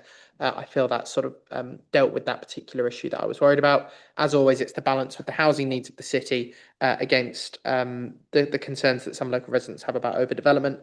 I agree when we talk about having maybe 8 flats, the impact is probably mitigated. If we were to start arguing about having 4 flats instead of 8 in order to deal with the traffic problems, that's, you know, we are splitting hairs at that point. Existing problems definitely are still there and they need proper traffic solutions, but that's outside the remit of this committee. I am definitely leaning on the side of approval as well. I do just want to say, however, that I last time when this committee was going through, I complained about all the additional papers that were put forward, but clearly that's worked because there were very few additional or updates that were added. So thanks very much. If that's my crowning political achievement in my entire career, I'll be very proud. But yes, I'm broadly in favour. Thank you, Chair. Thank you, Councillor Whitcroft. Councillor Orrell. I don't want to repeat what many people have said. I think in terms of refusing an application on highways, it is very difficult. We've found that many times in the past to actually refuse them on highways issues. My concern is the overdevelopment of the site. We've heard that there's going to be a biodiversity plan. I think it would always be helpful to actually see it at the meeting rather than what's going to happen in the future potentially. But there's also biodiversity on the impact of the neighbouring area, certainly on the impact of the woodland area nearby, and that's separate to the compensatory biodiversity that we're going to get as part of the development. Also concerned about the amenity of future residents. We've said this many times at planning committees, how we are concerned that the amenity for future residents is not to the standard that we would like. And I think this is retrospective in that way. So I'm still concerned about the application. Thank you, Councillor Orrell. I'm not seeing further hands to indicate. Oh, Councillor Moroney. Thank you, Chair.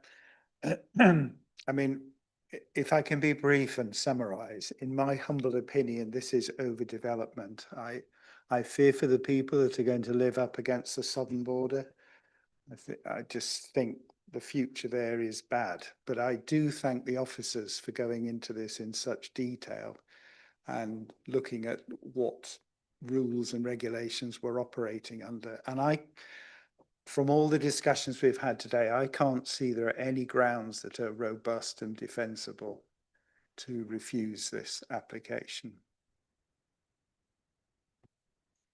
Thank you, Councillor Moroney. Councillor Colwick. Thank you, Chair. I'm torn, but I find it hard to support this application. I find it hard. Yes, I'm concerned about overdevelopment of the site and the emission standards, and that's been articulated by others, and particularly just a moment ago by Councillor Orrell.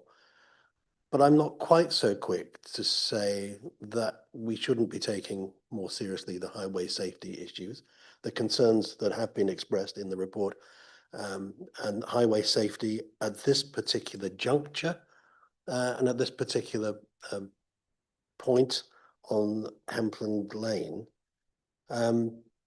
I think, to my mind, it is an unacceptable impact on highway safety. And although the previous iteration was not refused on those grounds, it was not an identical application in terms of the actual entry to the site, as was drawn out by looking again at that previous application that had not been approved. Therefore, to my mind, refusing this on highways grounds because it is unacceptable impact on highway safety has some strength to it, and I find myself really in that position. Thank you. Thank you, everybody. I think everybody who wanted to say, in fact, I think everybody has commented. I will just give my view before then looking for a proposal as to what we then do. My take would be that it's quite clear to me that highways isn't a grounds that we could refuse this. It's not at all to suggest that local residents don't understand and know their area and know that there is potentially a problem, but I don't think that that problem is caused by this development. And so I would hope that a conversation will happen amongst ward councillors around whether there are things that can be done on the highway as existing to make sure that that is a safe highway. But I don't think that there is grounds, even if there hadn't have been a previous refusal, that we would be able to refuse on highways. The fact that there was a previous refusal at this location and highways wasn't referenced, I think is also a material consideration for us as a committee. So I think from that perspective, that to me rules that out entirely. I think it seems to me to be very clear that this development, were it to go ahead, will undoubtedly have an impact on local residents. And I think people have come today and articulated that clearly. That is the case with any development, however, and what we have to do as a committee is work within the framework and the legislation as it guides us to do. And looking at the plan and looking at the various things that have been raised, I agree with Councillor Fenton. The number of people who move in next to a tree and then say, oh, there's a tree here, or they move in next to a school and say, oh, the school's a bit noisy. You know, it happens all the time. That is the case, but that isn't something that I think we can base a refusal on in that sense. So it does concern me, but I can't see how you could ever develop this site without somebody potentially saying, oh, you know what, that tree is 2 meters away from my house or 3 meters away from my house. There are always going to be mature trees close to any development at this location, and any development at this location is always going to impact on whether it's the sort of outlook from the existing houses or having new neighbours nearby. So on that basis, I find it difficult to make a case for overdevelopment, even though I think it is probably at the very edge of what this site can take. But I think we also, and we haven't mentioned it, I think we do have to be really mindful of paragraph 73 of the MPPF. And I'll just read it from the report, page 23. It's referenced at 5.1 in the report. And the paragraph 73 recognises that small and medium-sized sites can make an important contribution to meeting the housing requirements in an area, and that to promote the development of a good mix of sites, local planning authorities should support the development of windfall sites and give great weight to the benefits. And I think that great weight for me is the thing that tips it. There are clearly things that are difficult about this development, but I haven't heard a clear articulation of a robust reason to refuse, and we have to set it against that great weight that the MPPF guides us to approve. So I think that's where I sit on this, on a very much balanced judgment. So with that said, I'm going to move us into the final part of the meeting on this application, which is to seek anybody who wishes to propose. Obviously, we consider the recommendation of the officer first. Councillor Baxter. Thank you, Chair. Yeah, I'm happy to propose that we support the officer recommendation. Okay, thank you. Can I have a seconder for that? Councillor Whitcroft, thank you. Unless anybody else has anything else that they wish to add, I will go to Becky just to ask us for a summary of what is. So the proposal is that we support the officer recommendation. If you could just summarise what the officer recommendation is. Thank you, Chair. The application is recommended for approval, subject to the conditions outlined in your report. I'm just going to tell you from what page onwards, just a second. From page 41 onwards in the case officer's report. Okay, so if I can see by show of hands, all those who are in favour of that proposal.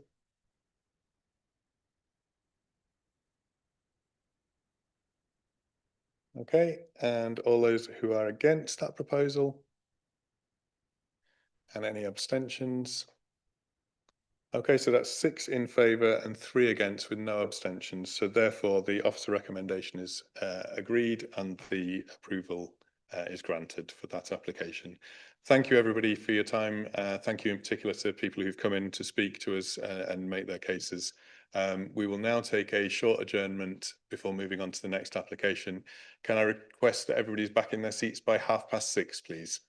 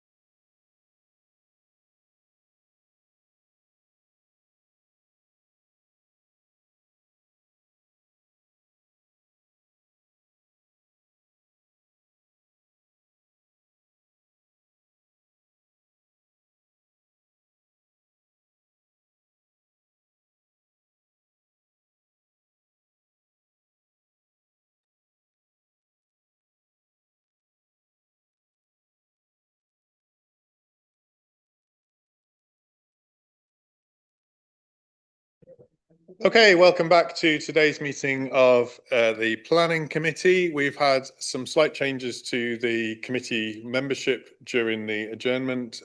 So Councillor Baxter has had to give apologies for the remainder of the meeting. But as I mentioned at the start of the meeting, we are joined now by Councillor Jane Burton, who had to withdraw from the previous item. We haven't heard from Councillor Chris Stewart, so I am assuming that his apologies for the first item have carried over to the second item, and so we will then proceed as we are.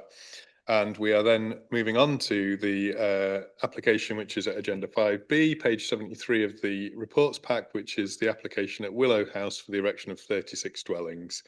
And I'm just going to stall slightly while we wait for the projector screen to come up.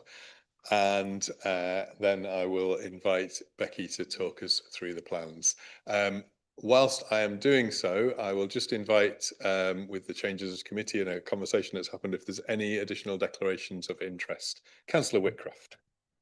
Thank you, Chair. When I was notified of the public speakers, I noticed that Sam Fitzpatrick is appearing alongside Lisa Otter in support of the application. Sam Fitzpatrick and I, quite a long time ago, went to university together, but I haven't had any contact with him since, and we certainly haven't engaged about any kind of planning application or anything whatsoever. So I feel no concern whatsoever about being to be able to proceed with this application as a member of this committee. But for full disclosure, he and I did go to university together. Thank you very much. That's noted, Councillor Whitcroft. And the screen is now up, so I can go to Becky to talk us through the plans. Thank you, Chair. So you're considering a full planning application for the erection of 36 dwellings with associated open space, landscaping, access and parking following the demolition of the existing care home and garage plot. So just to make sure that my pointer's working. So you can see the application site is here, Willow House, and the red line here. Just again, existing site plan here, trees, the walls along here, more existing residential. So that's the demolition plan. That's all of the buildings to be demolished that are outlined in red. And this is proposed site plan and ground floor plans. You can see the repositioning of the buildings here, perpendicular to the wall with new, again, and a further block of new dwellings here. This is the first floor plans here. Second floor plans. So these are the site sections you can see here. Sorry, I apologise. These are quite small. I'm going to see if I can make them any larger. There we go. So there's your proposal there in relation to the existing properties. You can just see along here. Scroll back out while I go to the next slide. Again, the new housing. I'm going to scroll in again. Go. New dwellings there in relation to the existing. You can see the elevations there. This is proposed elevations of block 1 and 2. You can see where they sit in relation to the existing properties. You can see the solar panels on that roof there. And again, proposed elevations of block 3, again, in relation to the existing properties. And block 4. And that's the south of block 4, you can see that. So that's the site at Willow House as viewed from the northeast. You can see from the north. This is the pedestrian route towards Wormgate that you can see. And again, more photos. That's existing views from Tower 37 of the city walls, which again is a key view. And then this is the proposed view from Tower 37. So you can see what's there now, and the green is what is proposed in order to assist members. And that's it. I'm just going to go back to the site plan. And then think it would be helpful, Becky, if you could just go back to the ground floor, first floor. That's what I was gonna- and just zoom in a little bit on a section of them so we can get a better sense of what each of the dwellings is going to look like. Oh, you mean the elevations? No, Sorry, no, I've gone- this that you're on is perfect. It's just, it's quite hard to see in our report pack and also on the screen. So I think if you can just zoom in on, say, one of the blocks, just so we get a sense of the type of layouts that are being proposed. That is the. Is that well, as far as it's- it'll do? Let me Okay. just, 2 seconds. I think the report gives us a sense of the number of 1 and 2 bed and what have you, but it's Should be a black room further in, there we go. There we go. Can you see better now? Is that what you were wanting? yeah, that's exactly it. That's helpful. So you can see there, the mixture of the units. Oh, sorry, no better. So it would be typified by essentially a central stair with a flat off each side of the central stair going up through the building, and that sort of repeated over I think there's a little bit of variation on the ends perhaps, but broadly speaking, that's what we're looking at. Yeah, sorry, it's not running to load very well, is it? Okay. Any questions on the plans, members? Councillor Fisher. Thank you. The Corsican pine, the grade A tree, is that the tree just at the very bottom left of it down there? This one? That one, yeah. Yeah. Right. Yes. Are we satisfied that tree is mature and is not going to grow further and require constant pruning to keep it off the buildings? Because obviously it's a particularly nice tree from what I can see on it. I'd say given the spread, probably, but there is always the potential. I can't promise that it won't. But obviously there is also a level of pruning that would be required to do. So I can't promise, but I'd say given the level of tree spread there, it is quite mature from looking at it. Right, thank you. Okay, any further questions on clarifications of the plans as they are? Nope. Not seeing any hands. Oh, Councillor Burton, sorry, apologies. Sorry, this might be a bit too soon to ask this question. There are stairs in the flats, there's no lifts in there.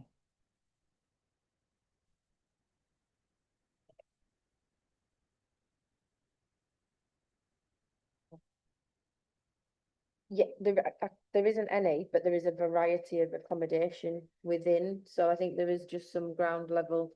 So if you see where my cursor is here. Yeah. That's a ground level flat as far as I can Yes. tell here.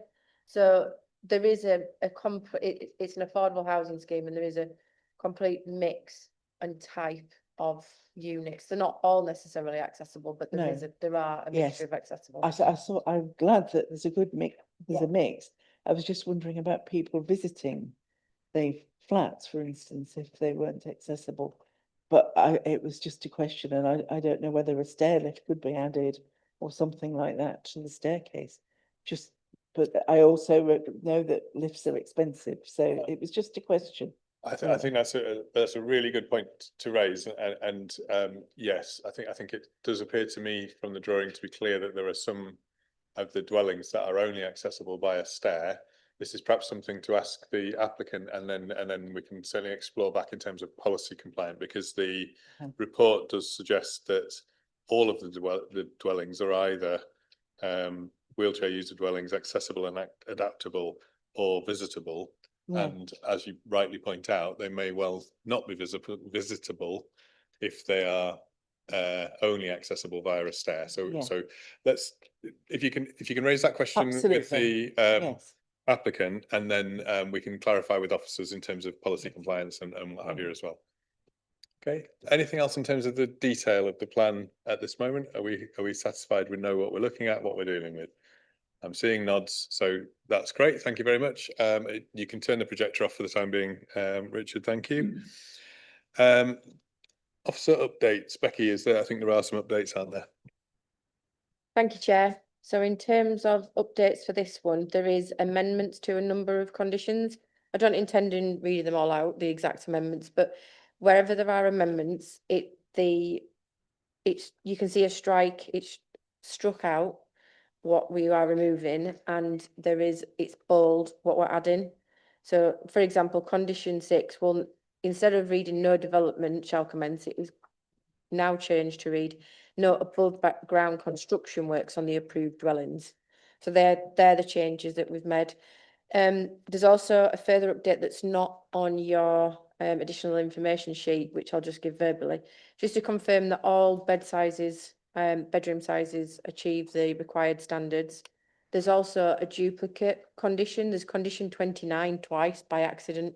We have rectified that for when it goes on the decision notice. It does run properly. It's just the report says that. Thank you, Chair. Thank you. Just to be clear on that last point about the repetition, it's not that condition 29 is printed twice, it's that there is 2 conditions that are numbered 29, and so it will be updated so they all run sequentially. Fabulous. Okay, we now move to the public participation part of the meeting, and we've got 2 people registered to speak and then some people in the background supporting. So the first person I will invite up to the table is Zoe Dunn, who is speaking on behalf of the applicant. Thank you both for sitting and waiting through the previous application. I know it sometimes takes a little while. My understanding is that in the background you've got Emily Ingham and Sophie Cole. Can I just check that both of those people in the background can hear us and we can hear you if needed? Yes, Sophie can hear you. I can also hear. It's fabulous. And we can hear you both clearly. That's great. So you have 3 minutes to address the committee. I'll give you 30-second 30-second warning, and then if you just sit tight and there may be questions. Thank you, Chair. As the Council's Head of Housing Delivery, I'm really pleased to speak in support of the Willow House proposals today, which form an important part of York's ongoing commitment to delivering high quality, genuinely affordable housing for local people. The scheme will provide a mix of much needed council social housing and shared ownership homes. This development has been shaped by a clear ambition to create a place where residents can live well, feel connected, and enjoy a safe and welcoming environment. My colleague, Lisa Otter, Housing Development Manager, will also be speaking today, and she'll be describing the proposals in more detail. I'd like to take this opportunity to say a really big thanks to Lisa and the entire team for all of their hard work and dedication to reach this really important project milestone. I would also like to say a big thanks to the council officers for their considered input at pre-application stage, and we welcome the opportunity to continue this. Planning, design, landscape, transport, highways, archaeology, and all other officers who have really helped shape this proposed development alongside Historic England and Civic Trust. Thank you. Thank you very much. That was very much within your 3 minutes. It was brilliant. So members, if you wish to ask questions, and what I would suggest you do, if you don't mind, Zoe, if there are questions that are not appropriate for you and your colleagues who are on the call at this point to answer, if you could just let us know, and then members, if you hold on to your question, and there may be other people who are in a position to answer that question subsequently. But over to yourselves. Councillor Fenton. Thank you. There are 2 questions, neither of which may be for you to answer. The first is in relation to the concerns raised, page 81 in the report, relating to cycle storage arrangements. Emily, are you able to pick that one up? Yeah, what is the query specifically? So page 81 of the report, paragraph 3.31. So these are comments from the council's highways team, which says all housing types show a cycle store with side opening doors accommodating 2 cycles. These are unacceptable. And then it goes on to make further comments, casting doubt on the proposed cycle storage arrangements. I just wondered whether they had been considered, but put to one side because that's the design and that's just how it will work. So we had addressed some comments on cycle parking from the highways officers, and we'd sort of initially the cycle parking proposals were for quite a significant number of cycle parking spaces. And then because of some comments that we'd had from highways, we made some of the stores into just general stores, which people could choose to store a cycle in. And then the other cycle parking remains as cycle parking and still meets LTN 120 of being one space per bedroom. Yeah, Sophie might want to add more to that, but that's my understanding. I think that's covered it. Okay, thank you. Is that, are you happy with that? And then, yeah, I know you've got a second question, but yeah, go for it. The report begins by referring to the commitment to passive house delivery for the development. Then when you get to the end of the report, it notes that the council has moved away from that requirement. I just wondered to what extent the development as designed, obviously it's been designed as a passive house development. How easy or otherwise will it be? Is it still deliverable as per the plans, but to a different design spec? So that's a really good question, and something we're going to be dealing with in the next stage of the development. And we're really keen to ensure, this scheme gets delivered quickly in an expedited way. We want to kind of reduce the need to go back through planning if we can. We want to stay, we will stay true to the design moving forward. And I think that's just, it's going to become a very technical question about if we need to make any changes, and then if we, I guess how we deal with that during the next stage in the technical design stage. Does that answer your question? So I'm just, so we don't yet know whether this design is deliverable. No, it absolutely is deliverable. But with the new not passive house spec. So a lot of, I think you can, it's a difficult question because it gets really technical about wall thicknesses and things like that we're going to have to look at in technical design and where we are with the planning consent. I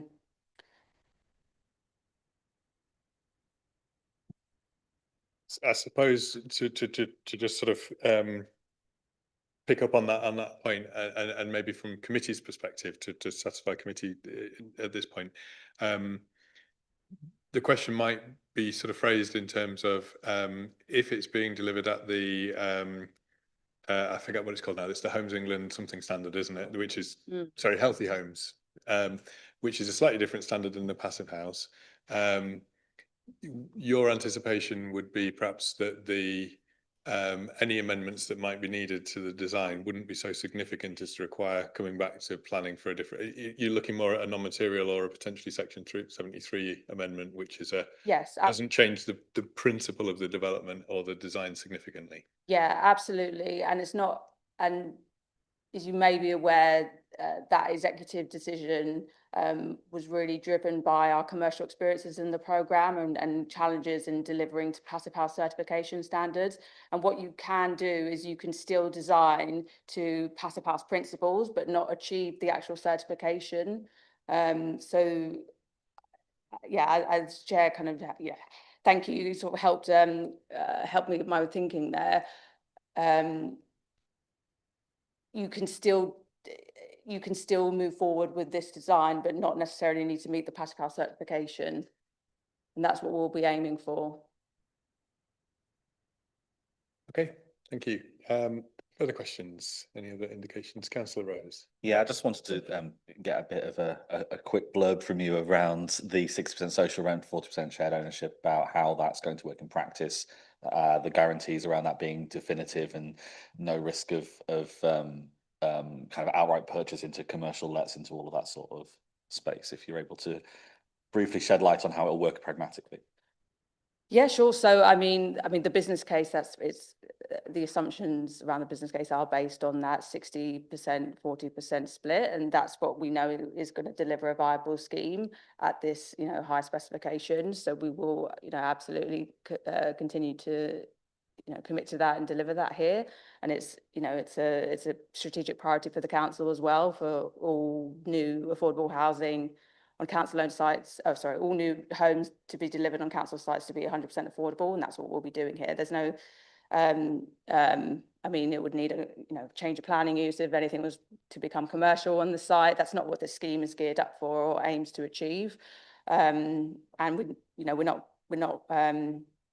considering any private sales or anything like that on this site. It works at the current mix.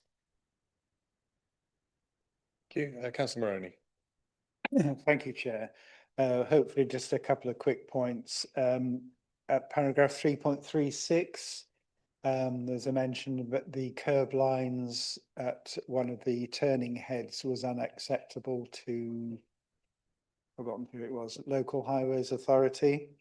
And at paragraph 3.52, there was a query about how your calculations of open spaces were arrived at. So I don't know whether you want to address that now or.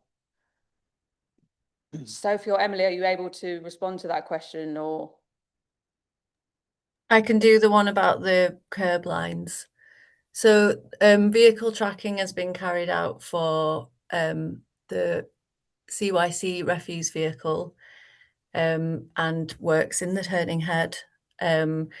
There was a question about whether the turning head could be more generous, but we would have ended up losing the 3 trees that are shown at the sort of north side of the turning head. So it was decided that as when the refuse vehicle comes, it always has a banks person to assist with reversing manoeuvres, that was acceptable and more appropriate than removing extra trees that could be provided. And also what we didn't want to create was like a really formal turning head, because this is supposed to be a child-friendly play space area development. So we didn't want to just have this like really sterile turning head at the end. So we've designed it just to accommodate the turning manoeuvres of the required vehicles. Thank you. Okay, Councillor Whitcroft. Oh, apologies. Yes, there was a second part to your question, wasn't there? Sorry, I'll come to you in a second, Councillor Whitcroft. Do you want to just repeat the question about the open spaces? There's a query at paragraph 3.52 about how the calculation of open spaces had been arrived at.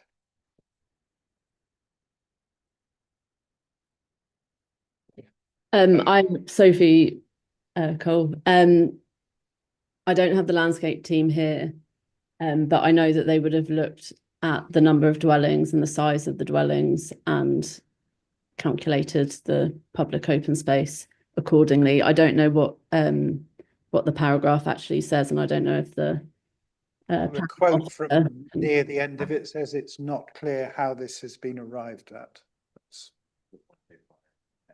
Yeah. So strategic planning policy section. I think I'm just getting a whisper in my ear that this might be something that officers will be able to answer. The planning officers will be able to answer. So if you hold on to that question, and when we come to questions to officers, they may be able to give you some further detail.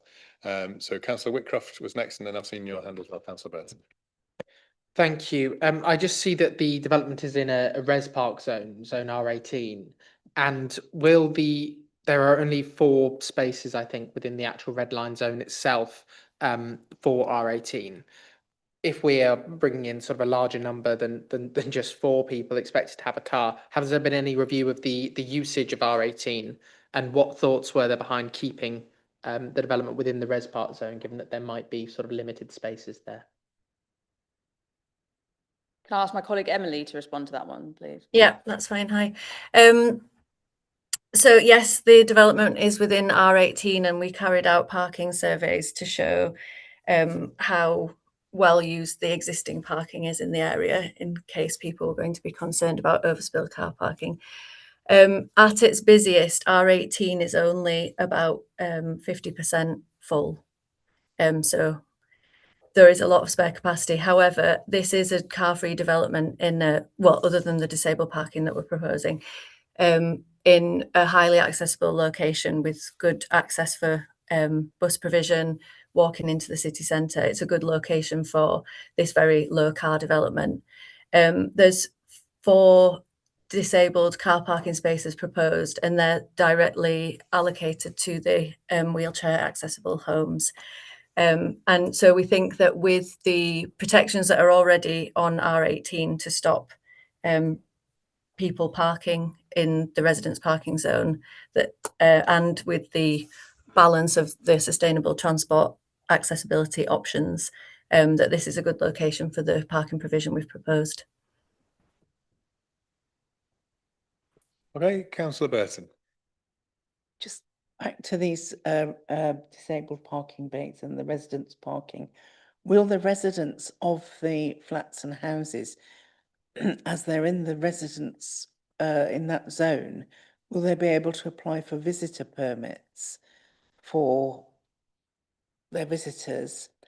The only thing I'm thinking of here as well, though, is that as a blue badge holder, you can park in any of the residence zones for as long as you want. You don't have to move after 3 hours or anything like that. So you could have overnight visitors or whatever who are blue badge holders. But I'm just wondering, will they be able to have visitor permits, even though they might not have a car themselves?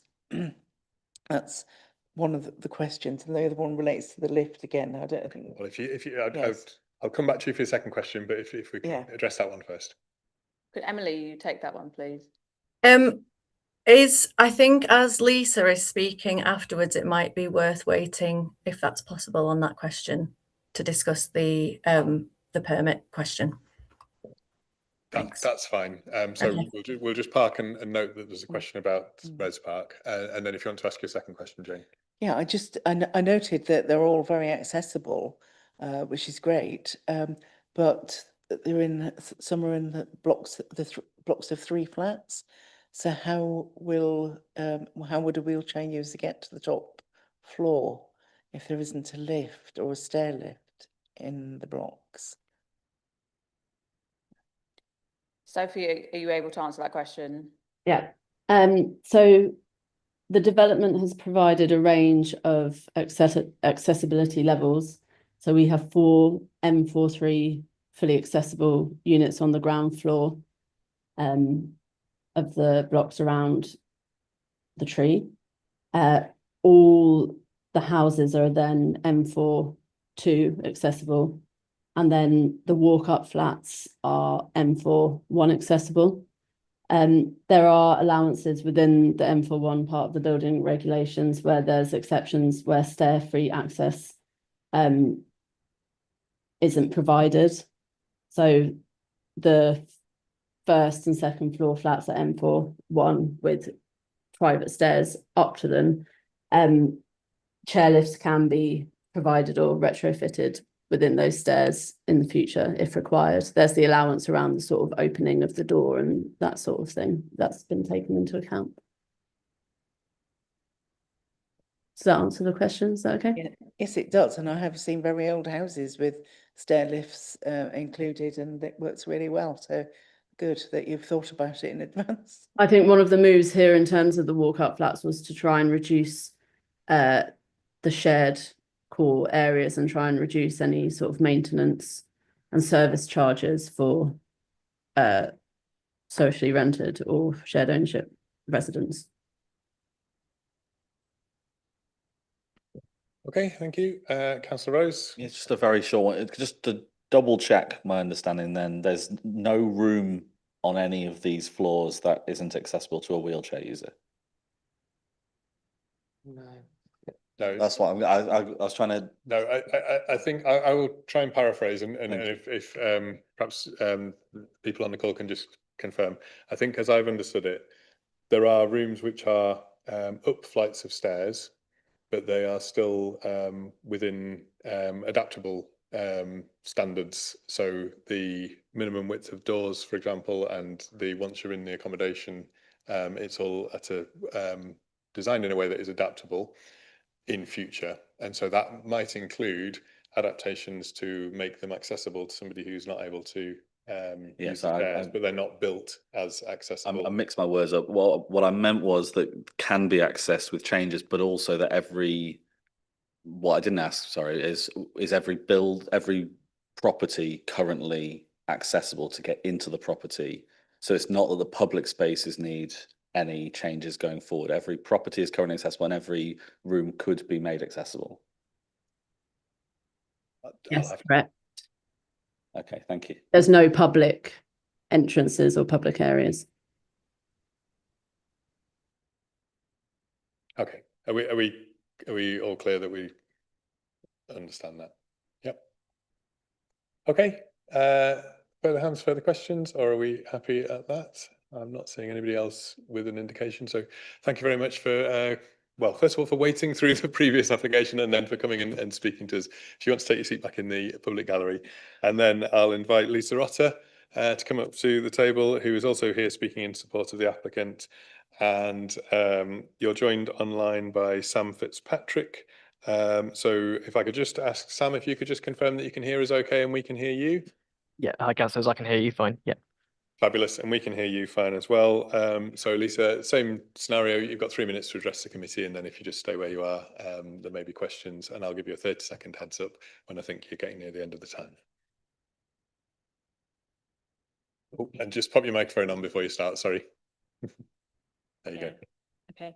The Willow House scheme will provide 36 new affordable homes designed with generous natural light, practical layouts, and shared outdoor spaces that encourage neighbourliness and support family life. The landscape has been planned to be child-friendly and green, with planting, play-focused areas and communal spaces that make it easy for people of all ages to spend time outdoors. Sustainability has been central to the design process, and the proposals prioritise energy-efficient homes and a landscape that enhances biodiversity. These measures will help create a resilient neighbourhood that reduces environmental impact, lowers running costs for residents, and supports healthier living. This application reflects extensive collaboration, and I want to express sincere thanks to local residents who took part in the engagement process. Your insights have helped ensure the development responds meaningfully to local priorities such as affordable, accessible homes and green spaces to play and grow that link to the surrounding community. I also want to thank colleagues across the project team, the planners, architects, engineers, landscape architects, engagement specialists, and many others whose expertise has shaped a thoughtful and deliverable scheme. Now, Willow House is part of a wider award-winning programme that's raising expectations about what new housing in York can be. It shows how good design, sustainability, and community involvement can come together to create places that are not only functional, but transformational. This is a development designed for now and the future, sustainable, child-friendly, and a long-term asset for the neighbourhood. So I'm pleased to support the proposals and commend them to the committee. Thank you very much. And I think between you both, you probably combined at 3 minutes, which is at this time of the evening always welcome. So again, if there are questions from members, Councillor Burton, I think the question that you asked around Res Park, it was thought would be better addressed at this point. So I don't know if you want to ask that question again. Yes, given that it's in a Res Park zone, will they be able to have visitor permits for visitors? Or, I mean, I know that we're going towards a car-free everything, but there will be maybe older people visiting, or people who are not eligible for a blue badge but need to use a car. So I'm just wondering, will they be able, the people in the flats and houses, even though they don't have a car themselves, be able to avail themselves of visitor permits for that zone? which I hear is underused by 50%. So that would make it not too demanding.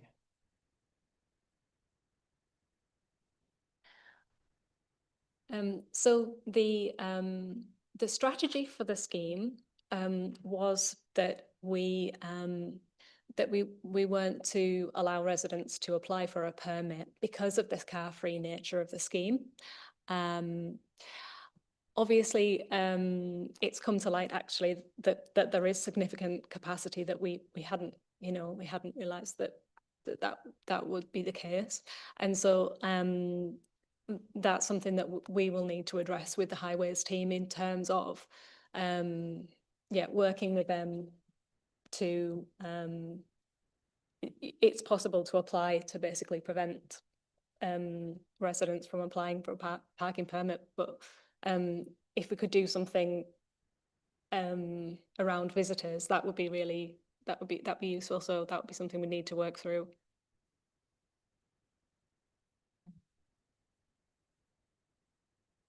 Okay, thank you. Anybody else? Councillor Fenton? Thank you. You mentioned running costs as being one of the advantages of the scheme as designed. Have you undertaken any assessment of any potential increased running costs for the residents of the new homes as a consequence of the move away from the passive house requirement? I think that's in the early stages, but I think that the levels of sustainability that we're looking at, i.e. AECB and other very high standards of sustainability, will mean that running costs are still very low for residents, and these are very sustainable and healthy and warm homes to live in. So there will be significant improvement. Okay. Looking around, I'm not seeing further hands for further questions. So thank you very much for joining us this evening. And again, thank you for sitting and waiting to come and speak to us. It's much appreciated. Thank you. Okay, so I will now move us then into members' questions to officers. So members, if you have any questions on the report, anything that you've heard in the public participation or the update that you want to clarify before we move towards debate. Councillor Moroney. Could I give the second part of my last question to the officers, please, about open space calculations? Thank you. Yep, if you go to page 112. Yeah. 5104 onwards looks at the open space provision, what's recommended, what the requirement is. It then says what it delivers on site, and then it then looks at the calculations for the commuted sums. And then if you turn the page over to 113, that then results in a commuted sum of just over £26,000 for an off-site, because they can't achieve it all on site. So that should cover, I think, quite what you've asked, I think. It does, I suppose. Forgive me for, I'm sure I know the answer to this, but this meets minimum requirements. Yes, yeah, it's been worked out in conjunction with colleagues, and because it can't all be achieved on site, that's how we've gone through this to then work out the off-site contribution. Thank you. Yep. Okay, Councillor Rose. And just on that, could you contextualise the original comment on whatever it was, 3.52 or something? Well, what is that referring to, this 0.25 and 0.03 and questioning it? Or is this, having it already been questioned, this is doing the calculation to prove that it's correct? Because I was just, yeah. That was a comment made by the special planning policy team. Is that prior to para 5.105? They won't have seen that. They won't, this report is written further to that request. So that is part of the consultation response. Case officer then considers it, then we write that. So they won't have seen. So this is the definitive answer on whether those numbers are correct. Okay, yeah. Thank you. Okay, not seeing further hands for further questions. So I'm happy to move into debate. I just remind you, I'm not at this exact moment looking for a proposal, but if people want to give an indication of where they think they are, that would be helpful. If people, I'm thinking, given the number of questions that there weren't, if people do want to look at the officer recommendation, I think on balance, I'm happy to accept that as well. And Councillor Burton, I saw you hand first, and then Councillor Whitcroft. I'm really pleased to read this planning application. I'm really happy to see that so much forethought has gone into providing accessible accommodation, not only in the houses which are accessible to live in, but for visitors to also go there, because I have friends who can't visit their families. So they can only have their families visiting them, and they're very small flats. So it's great, and you know, the landscaping, the area, a lot of thought's gone into all of this. It's just a joy to read something like this, to be honest. And I know what I would like to say. I'd like to say go to the vote, but it's maybe a bit early. As I say, I did indicate I'm happy to accept proposal. So are you wanting to propose the officer recommendation? Yeah, certainly. Okay. Councillor Whitcroft, sorry, I'd had Councillor Whitcroft next, and then I'll come to yourself. Councillor Whitcroft. Thank you, Chair. Yeah, I echo Councillor Burton's points entirely, and I know her experience on these matters means an awful lot, particularly for access and to ensure that we've got homes that, whilst they're affordable, and making sure that people can afford to live in the city, making sure they can access there and have their friends and family visit them is super important.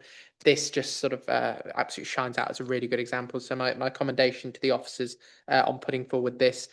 It's visible from the city walls, and I was a little well, it's next to the city walls, isn't it? And I was a little concerned about some of the heritage and archaeological impacts there, but that's all been handled really, really well. I think it's going to be a real enhancement to the city when you look at it from the walls. And I'm also pleased to hear my favourite topic of Res Park was mentioned in the report, but also that it's going to be included in the zone, given that it's at 50% usage. I think getting more usage out of the Res Park zone that's in place there is certainly something that I'm looking forward to this development doing. I would second, but I know other people have got their hands up, so we should probably carry on discussing this. But provisionally, with the right to for others to speak, I'm happy to second Councillor Burton's recommendation. Thank you, Councillor Whitcroft. I'll take that as seconded, but I'll allow anybody else who wishes to make any contribution before we proceed any further. I had Councillor Culwick had got a hand up. Thank you, Chair. Only to wonder whether, given the conversation around visitor parking, whether that's something that we might want to take into account with conditions, or at the very least informative, so that we've captured that in this application. I think that's a good point, Councillor Culwick. I did raise a question prior to the meeting with officers. My understanding, and perhaps Becky, you can just confirm this, is that Highways didn't ask for this scheme to be removed from the Res Park zone. So as it stands, it is currently within the Res Park zone, and so therefore, as it stands, future residents would be eligible for that Res Park zone. I think that's the correct understanding. Yeah. So that's as it stands currently. I'm not sure that we, as a committee, would want to stray into territory of removing that if the Highways Department hadn't asked for that. Whether or not we want to take any advice on if there's anything that we want to add informative wise in terms of it being a car-free zone, car-free development, and agreeing to that principle, whilst not wanting to restrict people being able to have visitors. But as I say, I'm not sure that we've got enough information to base that on. That would be my concern. Do you want to? I think you've pretty much covered it. I don't have anything further to add to that. Okay. Well, I think the applicants being present to hear us talking in those terms, I think hopefully covers that. Councillor Rose, you had indicated as well. Yeah, I think that there are lots of positives to this. I think that it's a low-cost site, but there is provision for disabled access. I mean, I'm always slightly uncomfortable, not in planning, but across the board, that blue badge holders get a lot of provision, but people who are one notch below, who arguably could on a fair wind day get a blue badge, struggle a lot more because they can't park in blue with blue badge provision. But the visitor parking and nearby parking at the site does alleviate some of that. Environmentally, both Passive House and Healthy Homes are both very similar, both very, very good. Technically different. Good luck to the people who have to make the adjustments, but hopefully not too many adjustments because they're very similar on standards. And then the affordability protected to 100% without them being sold on, no risk of Airbnb within the city walls. There, I think, is a huge win. So maybe a very tiny negative, but not even really a negative, and tons of positives for me. So yeah, no question for me to support it as well. Okay, thank you. Not seeing further indications. Okay, whenever I say that, people put their hands up. Get your hands up, and then I can take you all in on it. Right, I saw Councillor Maroney, and then I saw Councillor Fenton and Councillor Orrell. Just very quickly, it's meeting a huge local need. I think it's really exciting, and it's a wonderful example of what can be delivered if there's early involvement of as many agencies and people as possible. Thank you. Councillor Fenton, I saw you next. Yeah, there's a lot to like about the development, and it follows on from other similar innovative schemes elsewhere in the city, and credit to the architects for coming up with something that is aesthetically different, but complementary to the ancient monument it is right up against, and that's that's no mean feat, and is a livable place. We'll see how stripping out the Passive House requirements impacts on design and delivery. Hopefully it won't have a detrimental impact on the look and feel of the development or the affordability in terms of running costs for the residents. Personally, it's disappointing that requirement isn't there, but the priority now is to make sure that it's the ethos and the detail is not undermined in any way, and I'm sure there are great technical minds that can find a way through that. But yes, a really good development worthy of our support. Thank you, Councillor Fenton. Councillor Orrell. Yeah, very quickly, Chair. I just look at the amenity of this building compared to the amenity of the last building, and there's no comparison, is there? Like Councillor Fenton, I think it's sad that we're moving away from Passive House. Perhaps not the amenity of the residents, but the amenity of their pockets when they have to pay more for their energy. Is disappointing, but it looks a very good project, and I hope it's done very quickly. Thank you very much. My understanding is that the difference between the Healthy Home Standard and the Passive House Standard is really about certification rather than insulation and other things. So I think that if there is any sort of an impact in terms of bills and running costs, it will be so negligible as to be not noticed. That's my understanding. But I agree entirely that we should always be striving to the highest, most energy efficient that is deliverable, and I think that is the principle that this development is brought forward upon. Councillor Rose, just on that point to say that Passive House and Healthy Homes have the same benchmark on that topic, so they will be the same price. Obviously, difference in whether you build it slightly differently, but they have the same requirement on that point. Thank you. So the only thing that hasn't been picked up, and I agree with many of the points that have been raised, and it is genuinely wonderful to read in a planning report that considerable thought and detail has gone into a design and the way that that's been highlighted. The one thing that we haven't addressed, but it is covered slightly in the report, I think it's worth noting. It's really positive the way that the mature tree at the centre of the development has been retained and has been sort of designed around. There is acknowledgement that there is potential risk during the construction phase of damage to the roots, and so I'm hopeful that every step is possibly taken to ensure that the construction doesn't cause any damage to that tree, because I think it is brilliant that it's been protected in the way that it has, and it would then be a tragedy if in having done so something accidental happened that meant that there was a problem. Councillor Fisher. Can I just say, I've just checked and passive house energy standards are much higher than healthy homes. Healthy homes actually prioritises health and materials. I've just checked it. Nevertheless, I am happy to support this development because I think it's tremendously important for the city. Fabulous. I think there's probably a conversation to be had about the differences between the various different standards at a different point. But I think everybody seems to be speaking very positively in terms of this development. It's been proposed and seconded that we accept the officer recommendation, and at 7:25, I think that's where we need to get to. So, Councillor Colwick, were you wanting to make an additional point, or were you just suggesting that we right? In which case, Becky, if I could just invite you to summarise the recommendation, and there's some amendments on there. Yeah. Thank you, Chair. So the application is recommended for approval, but subject to the amendments to the conditions that are outlined in your additional information.